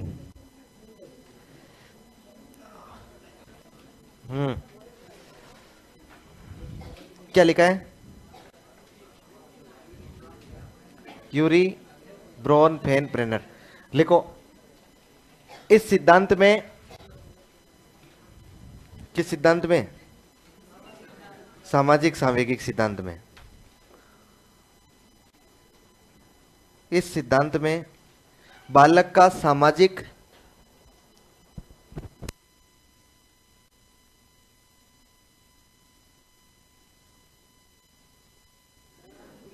इस सिद्धांत में बालक का सामाजिक सांवेगिक विकास, बालक का सामाजिक सांवेगिक विकास, सामाजिक सांवेगिक विकास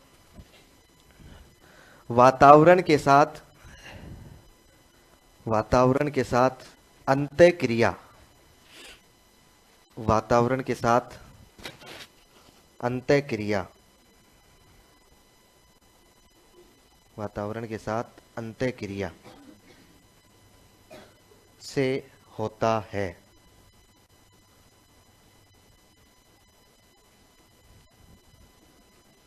से होता है। नेक्स्ट लाइन में लिखो, ब्रेनर ने इसके लिए, ये ब्रेनर इतना सा नाम लिखा है मैंने, ब्रेनर ने इसके लिए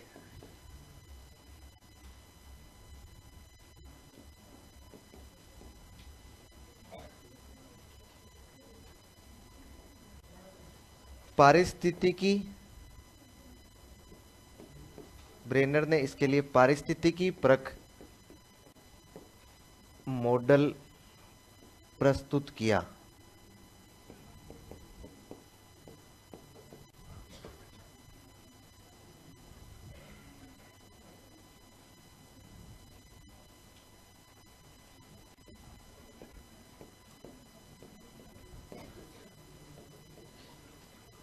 पारिस्थितिकी परख मॉडल प्रस्तुत किया।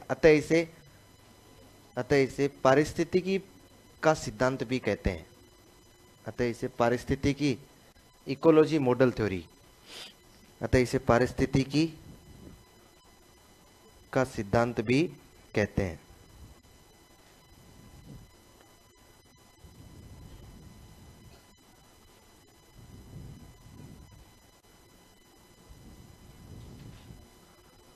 सिद्धांत भी कहते हैं। इन्होंने किताब भी लिखी है क्या? क्या लिखी है? The ecology of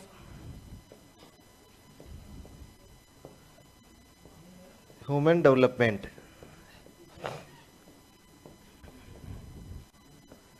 the ecology of human development.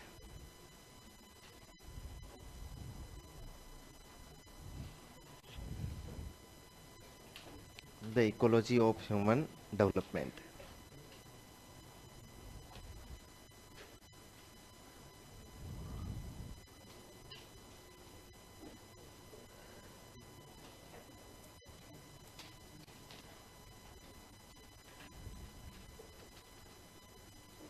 लिखो।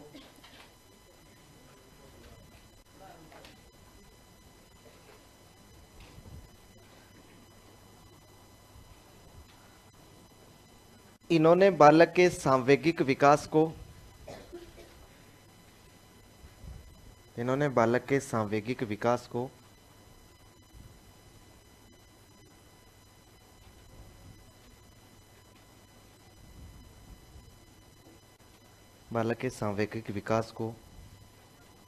पांच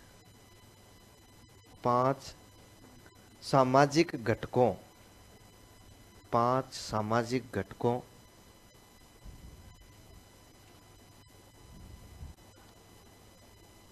में विभाजित किया है। 5 सामाजिक घटकों में विभाजित किया है।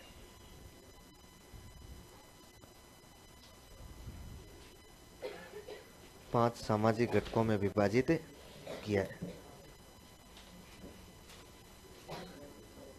कितने घटक? 5 घटक। कितने घटक है रे? 5 घटक। 1 2 3 4। कितने हो गए? 5 हो गए।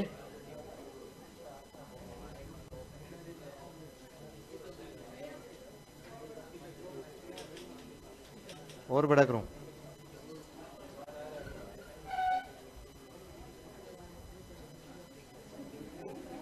अब ठीक है।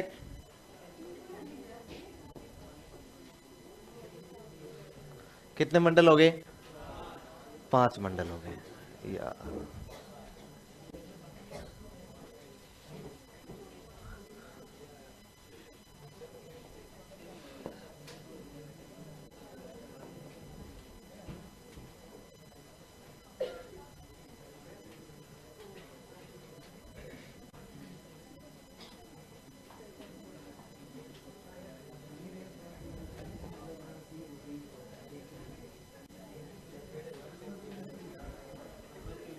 हाँ?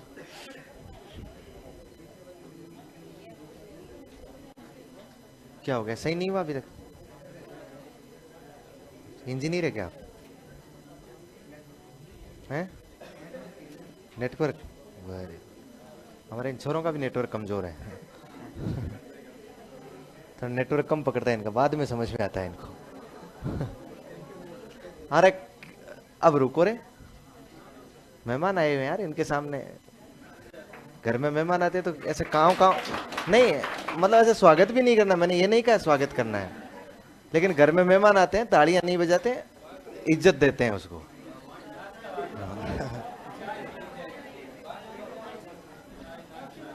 तुम तो मतलब काव काव करने लगे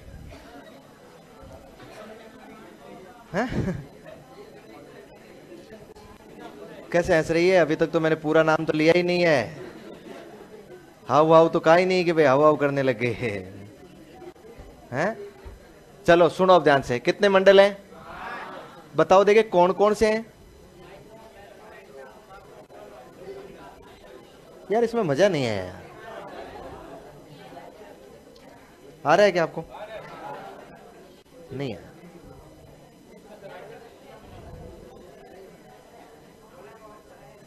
हैं? अब देखिए इसको ठीक ढंग से थोड़ा सा, क्योंकि अपने को तो क्या जाता है, अपने तो हैं।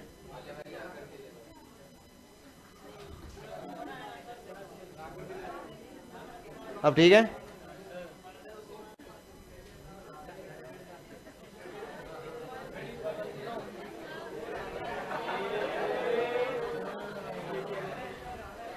कितने हुए हैं? ले लेंगे, चिंता नहीं करनी है। अरे तो पारिस्थितिकी तंत्र कैसा ही हो सकता है, जरूरी थोड़ी वो गोल ही हो यार, अपने को तो लिखने के काम में लेना है। अब सुनो बताओ, देखिए पहले मंडल का नाम क्या है? बहुत बढ़िया, इसका नाम क्या है? माइक्रो। इसका नाम है माइक्रो। दूसरे मंडल का? Very good, meso. Very good. तीसरे का क्या है? एक्सो। चौथे का क्या नाम है? मैक्रो। पांचवे का क्या नाम है? क्रोनो, है ना? अच्छा, इस माइक्रो को हिंदी में क्या बोलेंगे? क्या बोलेंगे? इसको बोलेंगे सूक्ष्म मंडल। क्या नाम देंगे? सूक्ष्म मंडल। अच्छा, मीजो को क्या बोलेंगे? मध्य मंडल। एक्सो को क्या बोलेंगे? वेरी गुड, वायुमंडल। मैक्रो को बृहत मंडल। क्रोनो को घटना या घटक मंडल, एक ही बात है। अब देखिए सुनिए, अब आपको ये समझ में आया नहीं होगा ये मामला क्या कह रहा है, ये क्यों क्यों क्यों ऐसे मंडल वंडल बना रहा है। अब मैं बताऊं, ये बालक के इमोशनल डेवलपमेंट की बात कर रहा है। किसके कर रहा है? ये कह रहा है बालक के संवेगात्मक जो विकास होता है ना, बालक का संवेगों का जो विकास होता है, इमोशन का जो विकास होता है, वो विकास हमेशा वातावरण के साथ अंतःक्रिया द्वारा होता है। और वातावरण में भी कौन होने चाहिए? अन्य व्यक्ति होने चाहिए। इसका मतलब समाज होना चाहिए। वातावरण का मतलब समझ गए ना? वातावरण, जैसे जीन पियाजे कहेगा कि बालक वातावरण से ज्ञान प्राप्त करता है, तो वो निर्जीव वस्तुओं से भी कर सकता है, लेकिन यहां पर नहीं है। यहां पर इसका नाम है सामाजिक संवेगिक। इसका मतलब उसके लिए समाज चाहिए, दूसरा समाज। इसका मतलब बालक सीधा सीधा, मैं अपनी इस बात को सीधा सीधा समझाऊं तो ये कह रहा है कि बालक दूसरे व्यक्ति के साथ अंतःक्रिया करता हुआ अपने संवेगात्मक विकास को बढ़ावा देता है। मतलब अपने संवेगों का विकास कैसे करता है? वो दूसरे व्यक्ति के साथ अंतःक्रिया करता हुआ। दूसरे व्यक्ति की अंतःक्रिया से ही उसके संवेग डेवलप होते हैं, उसके संवेगात्मक विकास होता है। फिर कहा कि ऐसे ऐसे व्यक्ति समाज में, दूसरे ऐसे व्यक्ति जो 24 घंटे उस बालक के टच में रहते हैं। इसका मतलब उससे अधिक टच में रहता है वो बालक। जिन लोगों के, जिन घटकों के बालक अधिक टच में रह रहा है, वो उसके लिए कौन सा मंडल होगा? जैसे बालक बीच ही बीच में बैठा है, तो सबसे ज्यादा टच में कौन रहेंगे? सूक्ष्म मंडल, माइक्रो मंडल वाले लोग सबसे ज्यादा टच में रहेंगे। क्या आप बता सकते हो माइक्रो सूक्ष्म मंडल में उस बालक के सबसे ज्यादा टच में कौन रहेंगे? बहुत बढ़िया, बताओ देखें। माता पिता, वेरी गुड। और अरे विद्यालय, बताओ विद्यालय में भी 6-7 घंटे व्यक्त करता है कि नहीं करता है वो? तो विद्यालय का भी प्रभाव रहता है ना। अच्छा और बताओ, वेरी गुड, बिल्कुल। मित्र मंडली, जो साथी संगी होंगे ना उसके, वो। और बताओ। अच्छा, पड़ोसी, आस पड़ोस, ये पड़ोसी हो गए ना। आजकल वाले नहीं है। आपको पता है आजकल हम पड़ोसी को नहीं कह सकते, क्योंकि आजकल तो पड़ोसी को पड़ोसी का पता ही नहीं होता है। गांव में भी है, लेकिन गांव में भी आजकल बहुत कम हो गया। आपको बताओ तो आजकल 15 दिन में, 20 दिन में कोई पड़ोसी पड़ोसी के घर में जाता है। पहले एक जमाना हुआ करता था जब वे वहीं रहते, दिन में 4 बार आ जाते। सुबह सुबह धूप, वो जैसे सर्दी होती ना, तो आके एक के घर के चारों, चूल्हे के चारों ओर बैठ जाते। अब बेचारी वो औरतें हैं, वो घूंघट लटका लो, उनके बीच में से निकलती रहो, इधर जाओ, ये काम करो। लेकिन वो बूढ़े उठते ही नहीं थे, वैसे निकलते ही नहीं थे ये। अच्छा, उनको लगता था ये भाईचारा है। उनको क्या लगता था? ये भाईचारा है। अब पता नहीं क्या था वो, लेकिन वो इस जगह एक तरह। आजकल ये पड़ोसी को कोई ज्यादा लेना देना, कोई लेना देना। होली दीपावली आता है, पड़ोसी को ज्यादा मतलब ही नहीं है। तो लेकिन फिर भी हम किस में रखेंगे? इसमें सूक्ष्म मंडल में रखेंगे। माता पिता, विद्यालय, मित्र मंडली, पड़ोसी, और बताओ है। रिश्तेदार तो कोई 12-6 महीने में एक बार घोचा करने आते हैं। कब आते हैं रिश्तेदार? हाँ। है भाई, आप अच्छी तरह से समझ गए ना। कोई भी जो बहुत बालक के घनिष्ठ रहता है और बालक के टच में रहता है, वो बालक के संवेगों को सर्वाधिक प्रभावित करेगा। और वो उसको कौन से मंडल में रखेंगे हम लोग? सूक्ष्म मंडल। उसके बाद अगला मंडल कौन सा है? इसमें किसको सम्मिलित करूंगा मैं? इसके बाद, अच्छा इसके बाद देखो, इसने कहा है अलग जो है, इसमें इसको मध्य में एक अलग रख दिया। इसने कहा कि ये जो सूक्ष्म मंडल के घटक है ना, इनका आपस में संबंध कैसा है? माता और पिता का संबंध कैसा है? रोज बर्तन बज रहे हैं तो संवेग वैसे ही होंगे। अच्छा व्यवहार है उनका, अच्छा संबंध है, तो इसका मतलब है कि संवेग अच्छे विकसित होंगे। विद्यालय के शिक्षकों के साथ, विद्यालय का अन्य बालकों के साथ, शिक्षकों का शिक्षकों के साथ, या शिक्षकों का उस बालक के साथ में, या फिर माता पिता से शिक्षकों का व्यवहार किस प्रकार का संबंध है, वो बहुत हद तक प्रभावित करेगा। या फिर मित्र मंडली के आपस में कैसे व्यवहार है, मित्र मंडली उसकी कैसी है, पड़ोसियों के और उनके परिवार के कैसा व्यवहार है, वो सारे संबंध जो होंगे ना, वो संबंध किसको प्रभावित करेंगे? बालक को मध्य मंडल में प्रभावित करेंगे। मैं ये कहूंगा कि यहां पर सूक्ष्म मंडल के घटकों, क्या कह रहा हूं? सूक्ष्म मंडल के घटकों के संबंध, बताओ यही तो होगा कि नहीं होगा इसमें? सूक्ष्म मंडल के घटकों का संबंध। अच्छा, इसके बाद आएगा एक्सो मंडल, बाह्य मंडल। बाह्य मंडल में जो बालक है ज्यादा टच में नहीं रहते हैं, लेकिन टच में तो होते हैं। जैसे रिश्तेदार। कौन है? रिश्तेदार कभी कभार आते हैं ना। अच्छा, ऐसा कोई रिश्तेदार जो हर 2 दिन में ही आ जाता है, वो रिश्तेदार तो फिर उसमें चला जाएगा, वो रिश्तेदार नहीं है। ये रिश्तेदार कभी कभार आते हैं। और बताओ। Very good. कोई भी सार्वजनिक एवं धार्मिक स्थल, जहां बालक, आपको पता है ना, कई बार जाता है। भाई सार्वजनिक कार्यक्रम होते हैं तो बालक जाता है 2-4 महीने में, 15 दिन में, 5 दिन में, 7 दिन में। या कई बार मंदिरों में बालक उनके साथ में जाता है, जो धार्मिक स्थल होते हैं, उन धार्मिक स्थलों में जाता रहता है, तो वहां पर वो देखकर संवेगों का विकास कर रहा है।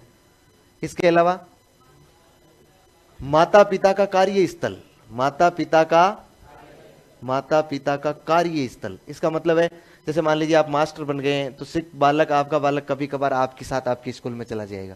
वहां पर उसका संवेगात्मक किन किन लोगों से वो मिलेगा। या फिर जैसे मान लीजिए अपने माता पिता नरेगा में जा रहे हैं, तो हम बालक को क्या करते हैं, कई बार उस नरेगा में साथ ले जाते हैं। तो वहां पर जो लोग हैं उनके साथ में उसके किस प्रकार की अंतःक्रिया होगी, उसको देखकर उस बालक का संवेगात्मक विकास होगा। उनका कार्य स्थल भी यहीं पर डिपेंड करेगा। और बताओ देखिए। और सामाजिक कार्यक्रम, सार्वजनिक स्थलों में ऐसे लिख सकते हैं हम लोग, कोई विशेष बात नहीं है, फिर भी मैंने आपके कई अनुसार लिख दिया। सामाजिक कार्यक्रम, जब सामाजिक कार्यक्रम होते हैं ना, कोई भी किसी के शादी विवाह, ननियाल वगैरह वगैरह, तो फिर वो बालक जाता है वहां पर, कैसे कैसे वो संवेगात्मक, कितने लोगों के संपर्क में आता है, तो वो संवेगात्मक विकास होता है। ठीक है।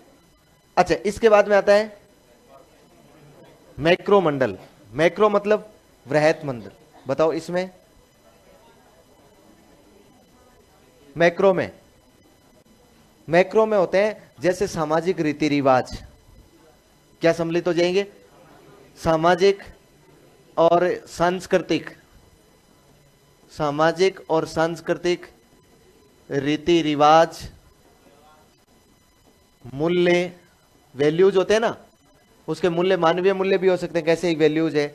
इसके अलावा परंपराएं, परंपराएं, इसके अलावा नियम और समाज, ये समाज तो यही आ गया ना, और क्या बताया? राज्य, हम लोग राज्य के नियम कानून हो सकते हैं। ये केवल सामाजिक कानून ही नहीं है, ये राज्य के नियम कानून भी, मतलब संवैधानिक प्रावधान भी हो सकते हैं, इसमें सम्मिलित हो सकते हैं। हमने इसमें इतना ध्यान रखना है, ये रीति रिवाज, मूल्य, परंपराएं, नियम वगैरह जो होते हैं ना, ये यहां पर प्रभावित करते हैं। या फिर इसने रखा है, किसमें रखा है? मैक्रो में। इसका कहने का मतलब ये लास्ट में, अंत में, क्रोनोमंडल में ऐतिहासिक घटनाएं, मतलब ये ऐतिहासिक घटनाएं मतलब जैसे महाराणा सांगान, महाराणा प्रताप का युद्ध, वही हो सकती है ऐतिहासिक घटना। उसके जीवन के इतिहास की ऐसी घटनाएं जो बहुत बड़ी घटनाएं हुई है उसके सामने, उसके जीवन की ऐसी घटनाएं जो जीवन के इतिहास की बहुत बड़ी घटनाएं रही है, बहुत बड़ी घटनाएं रही है, वो इसको प्रभावित करती है, इसके संवेगात्मक विकास को। मतलब ये कहूंगा कि बड़ी, या उसके जीवन की ऐतिहासिक घटनाएं, जीवन के जो इतिहास में जुड़ गई है ना, उसके पन्ने जोड़ दिए गए हैं, ऐतिहासिक घटनाएं। जैसे ये लो रे, लिख दिया मैंने, ये लो विवाह, और अरे इसका तलाक नहीं है अभी, इसका विवाह नहीं है, इस विवाह को हटाना पड़ेगा मुझे, नहीं है विवाह। ये बालक की बात कर रहा है, 18 साल तक उसका विवाह हुआ ही नहीं है और कर ही नहीं सकते नियमानुसार। देखो, माता पिता का तलाक, माता पिता का तलाक। अच्छा, राजस्थान की बात करूं तो बाल विवाह में कुछ नहीं है, केवल खिचड़ी खाई है, कुछ नहीं देखा है। बाल विवाह में क्या देखा है इन्होंने? केवल खिचड़ी जिमी है, और जिम के शाम को सो गए, 4-5 साल, 7 साल के थे, 8 साल के, 10 साल के। उसके बाद नींद आ गई इनको, बोले क्या हो रहा है? सुबह उठ के जगह के मुंह धो के बोले ये सापा बनाओ, ये पहराओ इनको, ले चलो बींद बना के, बींद बन के चले गए वहां। और इधर उधर देख रहे हैं, बोले क्या हो रहा है? बोले कितनी, तो थोड़ी देर चुपचाप बैठा रहे। वो फिर डोगरे और होते हैं चारों ओर अपने खतरनाक वाले, वो आंखों से तीर चलाते हैं तो उनको शांति से बैठना पड़ता है, हैं? माता पिता का तलाक, यदि बड़ी घटना होती है ना, एक माता पिता का तलाक, यदि बालक के जीवन में 18 वर्ष से कम का बालक है, उसके बालक का विकास, इस पर यह ऐतिहासिक घटना है उसके जीवन की, माता पिता का तलाक हुआ हो। या कई बार जो बालक बहुत, कोई मान लीजिए कोई आर्थिक आघात लग गया हो, कोई आर्थिक आघात लगा हो, जैसे मान लो कोई बिजनेस कर रहे हैं और उस बिजनेस में उसके पिता को भयंकर घाटा हो गया हो, या फिर कोई बड़ी चोरी हो गई हो, घर का सब कुछ लूट लिया गया हो, या कोई घर में आग लग गई हो जिसे 1-2 सदस्य खत्म हो गए हो। मतलब ये कहूंगा कि जीवन की ऐसी घटनाएं जो बहुत ऐतिहासिक हो जाती है उसके लिए, वो घटनाएं इसमें। और यदि बालक बहुत ज्यादा जल्दीबाजी करता है, कई बार ब्रेकअप हो गया हो, तो भी वो इसमें ही सम्मिलित होता है। लिखो,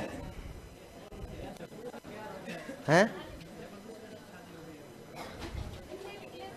हैं? देखो मैं बताऊं, एक तो छोटा सा बॉक्स बनाना है, मतलब ये छोटा सा, जिसमें केवल और केवल इनके नाम लिख दे हम लोग, सूक्ष्म मंडल, मेसोमंडल, एक्सोमंडल, मैक्रोमंडल और क्रोनोमंडल। समझ गए ना? और इसकी विशेषताएं फिर बाहर लिख लेंगे हम अलग से, ताकि अपने को ध्यान रहेगा पारिस्थितिकी तंत्र क्या है, इकोलॉजी सिस्टम क्या है। अब तक क्या कह रहा था मैं? समझ आती है मैंने, घर जाके इसको वापस देखना।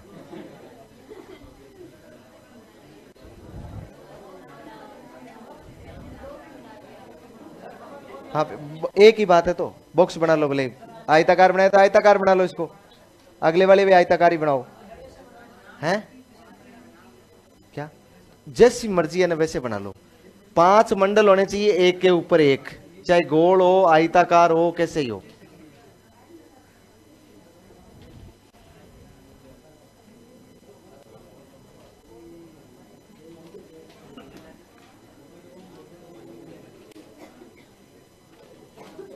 नहीं समझ में आया? पड़ोसियों का देखो, पड़ोसियों का देखो, पड़ोसियों, पड़ोसी भी ठीक है आपके। कैसे बनाए देख, ऐसे बना, और इसमें केवल नाम नाम लिखने हैं इनके, ये जो घटक है ना इनके नाम लिखने हैं, बस ये कारक बाहर लिख लेंगे। तू तो अपने इसमें ही लिख ले, सही है। हाँ सही बनाया है, जिसने बड़ा बना लिया वो उसी में कारक लिख लेगा।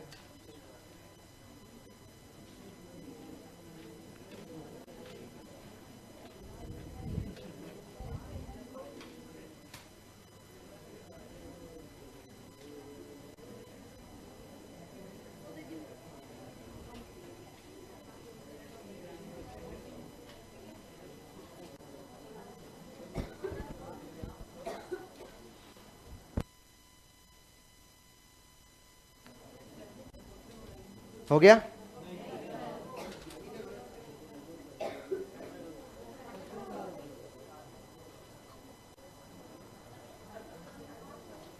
अरे बिना आवाज के बनाना है।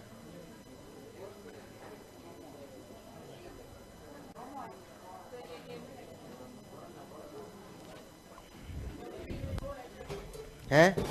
Chrono, Chrono.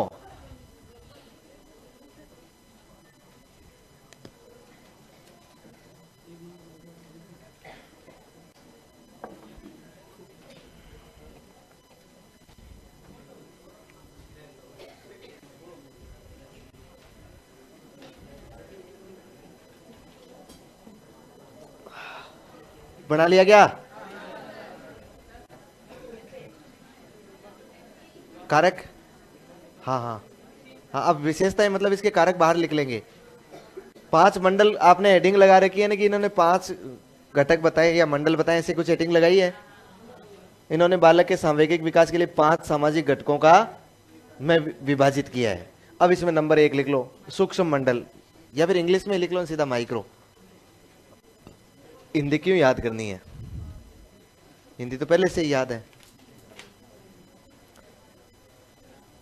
माइक्रो सिस्टम, मंडल को इंग्लिश में इसने कहा है सिस्टम।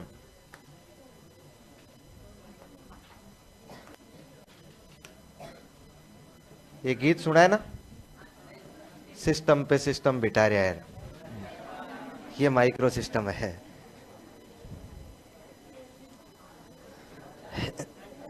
हैं? नहीं सुना? बहुत प्रसिद्ध हुआ होगी तो। हैं? बोले चला के सुनाओ, नहीं सुना है? सुना नहीं है? सुना है? अरे जाके घर जाके यूट्यूब पे ऐसे बोलना, सिस्टम पे सिस्टम बिठा रहे हैं ना, उतने में, उतने में पता नहीं, आगे तो पता नहीं मुझे क्या है उसका। हैं? एल्विस का है क्या? बहुत बढ़िया, याद है? किसको आता है वो गाना? आता है? सुना देगी? हाँ, फिर तो याद होने से क्या फायदा है? अरे शांत हो जाओ रे, यहाँ बेटा बेटा ही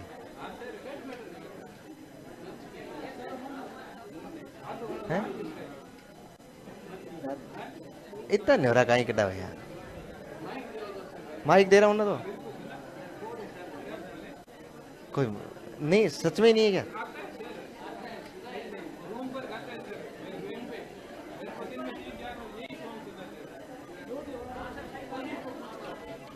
रहने दो रहने दो रहने दो, कोई नहीं, अब इतने न्योरे थोड़ी निकालने। सूक्ष्म मंडल में लिखो, लिखो सूक्ष्म मंडल के आगे लिखो डेस लगा के,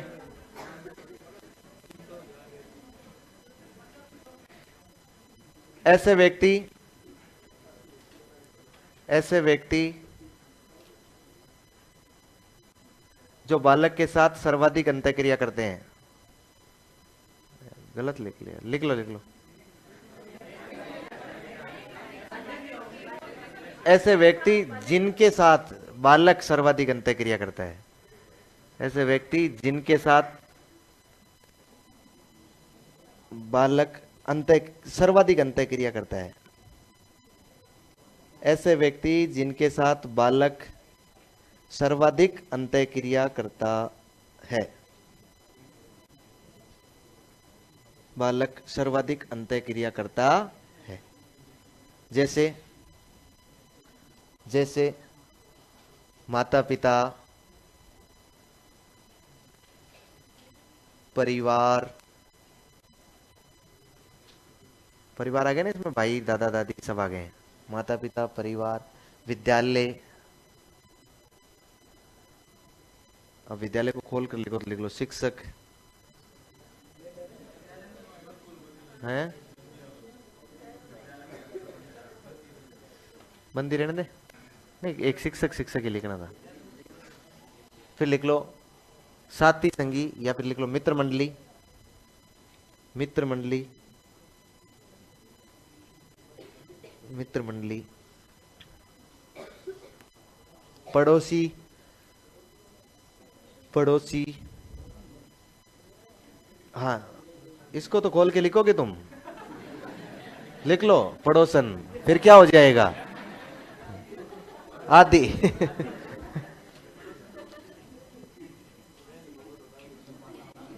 आदि। नंबर 2 लिखो मीजो सिस्टम। नंबर 2 लिखो मीजो सिस्टम।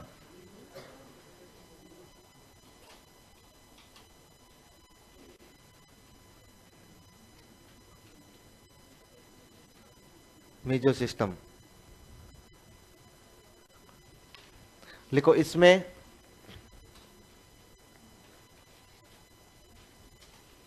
इसमें सूक्ष्म मंडल के घटकों के, इसमें सूक्ष्म मंडल के, सूक्ष्म मंडल के घटकों के मध्य, इसमें सूक्ष्म मंडल के घटकों के मध्य आपसी संबंध,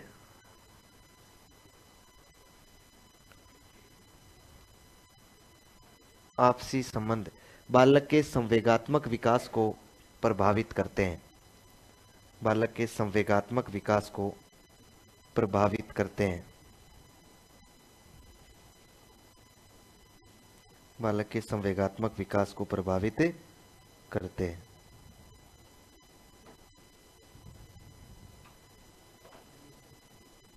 संवेगात्मक विकास को प्रभावित करते हैं। नेक्स्ट लिखो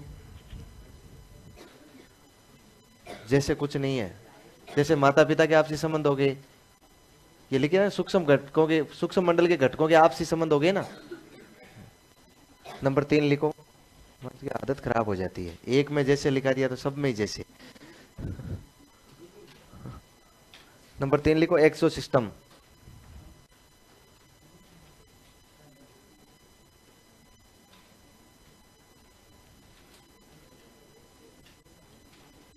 एक्सो सिस्टम, इसमें लिखो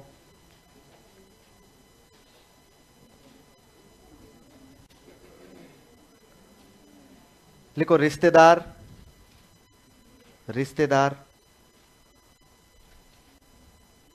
सार्वजनिक एवं धार्मिक स्थल, रिश्तेदार, सार्वजनिक एवं धार्मिक स्थल,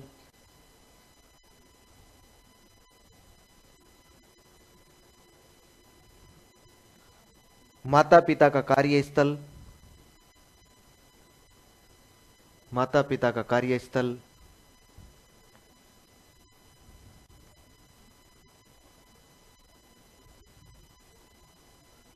सामाजिक कार्यक्रम,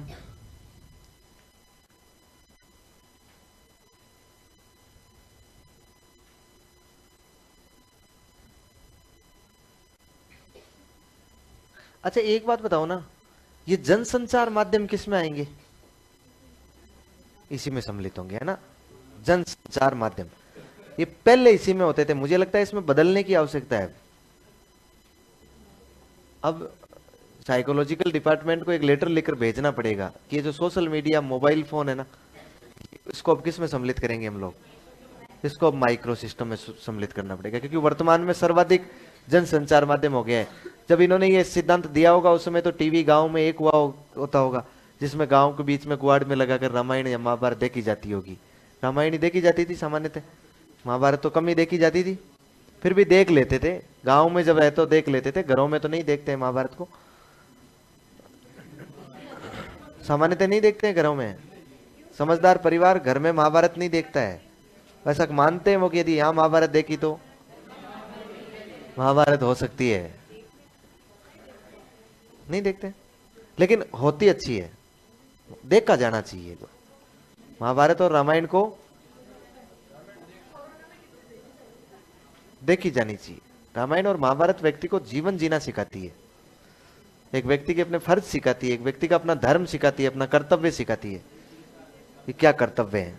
लिखो क्या लिखा है, जनसंचार माध्यम, जनसंचार माध्यम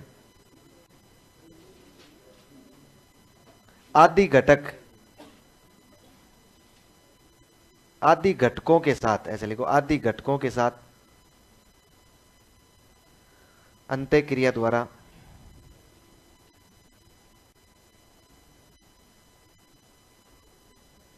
बालक संवेगात्मक विकास करता है।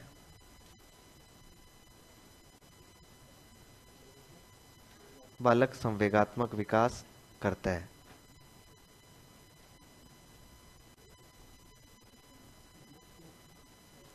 थोड़ी सी यार लाइन को सही सेट कर लें। ये जो इसमें रिश्तेदार शब्द लिखा था ना आपने, इससे पहले लिखना है इसमें,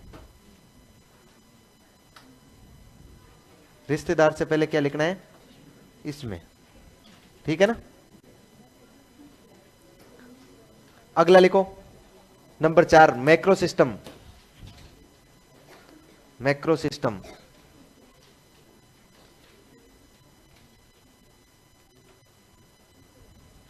मैक्रो सिस्टम, वृहत मंडल।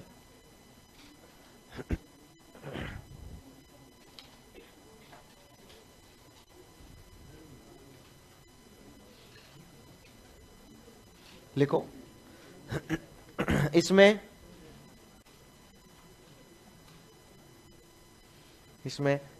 सामाजिक सांस्कृतिक रीति रिवाज, सामाजिक सांस्कृतिक रीति रिवाज, सामाजिक सांस्कृतिक रीति रिवाज,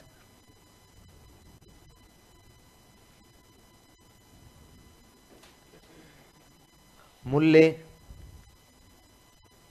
परंपराएं, नियम, मूल्य, परंपराएं, नियम, समाज। ये समाज वो है जिसमें कभी कभार ही मिलते हैं, समाज के नियम वियम होते हैं, या फिर समाज के नाम से बालक क्या जानता है कि अपना ये समाज है। समाज आदि, आदि घटकों से बालक अंतःक्रिया करता है। आदि घटकों से बालक अंतःक्रिया करता है।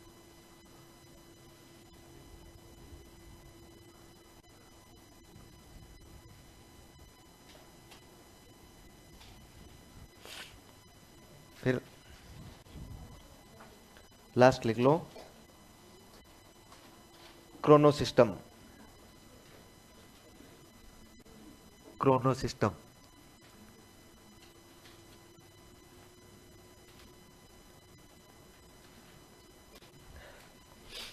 Chrono system. इसमें क्या लिखोगे, लिखो इसमें बालक के जीवन क्रम की बड़ी घटनाएं, इसमें बालक के जीवन क्रम की बड़ी घटनाएं, बालक के जीवन क्रम की बड़ी घटनाएं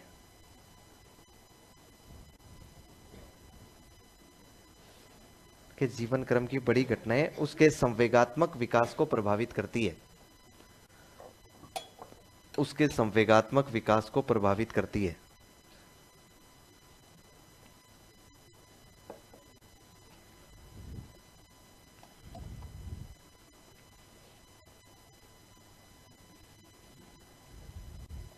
उसके संवेगात्मक विकास को प्रभावित करती है। जैसे माता पिता का तलाक, माता पिता का तलाक, आर्थिक आघात, कोई दुर्घटना, आर्थिक आघात, कोई दुर्घटना आदि।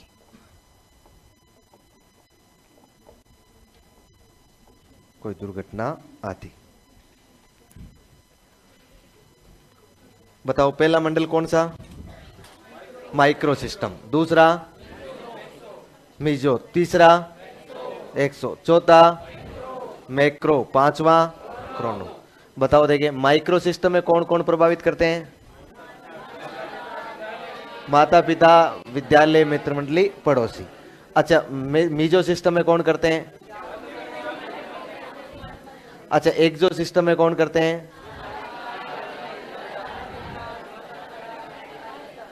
जनसंचार माध्यम कहां आएगा?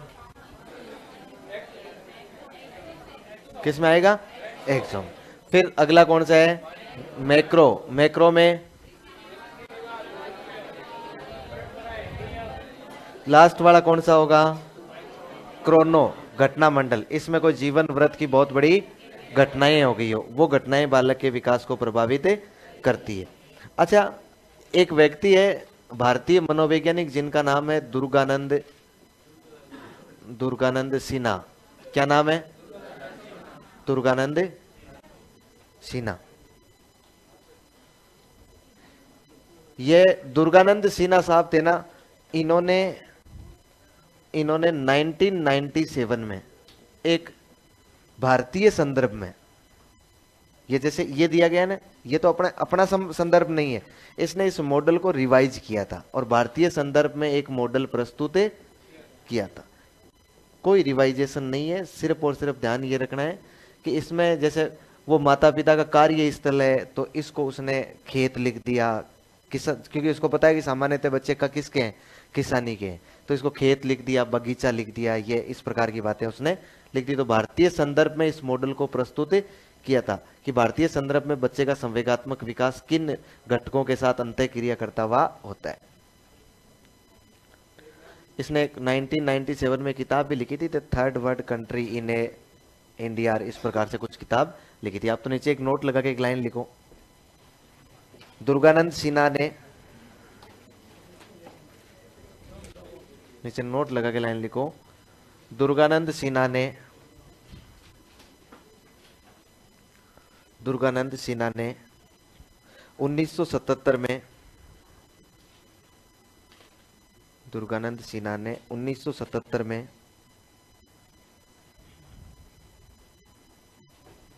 सिन्हा ने 1977 में भारतीय संदर्भ में, भारतीय संदर्भ में, दुर्गानंद सिन्हा ने भारतीय संदर्भ में बालकों के संवेगात्मक विकास हेतु, बालकों के संवेगात्मक विकास हेतु, बालकों के संवेगात्मक विकास हेतु एक, बालकों के संवेगात्मक विकास हेतु एक पारिस्थितिकी मॉडल प्रस्तुत किया था, एक पारिस्थितिकी मॉडल प्रस्तुत किया था,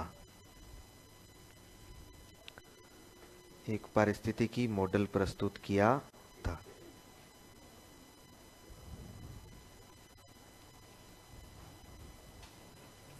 ध्यान रख, जैसे आपको पता है उमा चौधरी ने उस टेट का भारतीयकरण किया था, टीएटी का, उसी प्रकार से इसने भी क्या किया, इसने भी एक पारिस्थितिकी मॉडल, मतलब इसका क्या कर दिया, इसने भारतीयकरण कर दिया है। बस फर्क इतना सा है कि इसका भारतीयकरण कर दिया गया। ध्यान रहेगा। तो कितने सिद्धांत पढ़ लिए हमने? 4 सिद्धांत पढ़ लिए। तो हम कोशिश करेंगे कि एक सिद्धांत जो बड़ा सिद्धांत है उसको तो पूरा करेंगे। तो कितने सिद्धांत हो जाएंगे? 5 सिद्धांत हो जाएंगे ना। चाहे तो अब तो पीवो ही गई तुम है? कल नहीं होगा, कल नहीं होगा।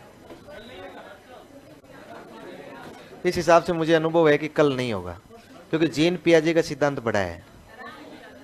परसों पूरा हो जाएगा, परसों टाइम से ही, परसों तो पहले पहले ही, पूरा टाइम नहीं लगेगा, परसों पूरा हो जाएगा।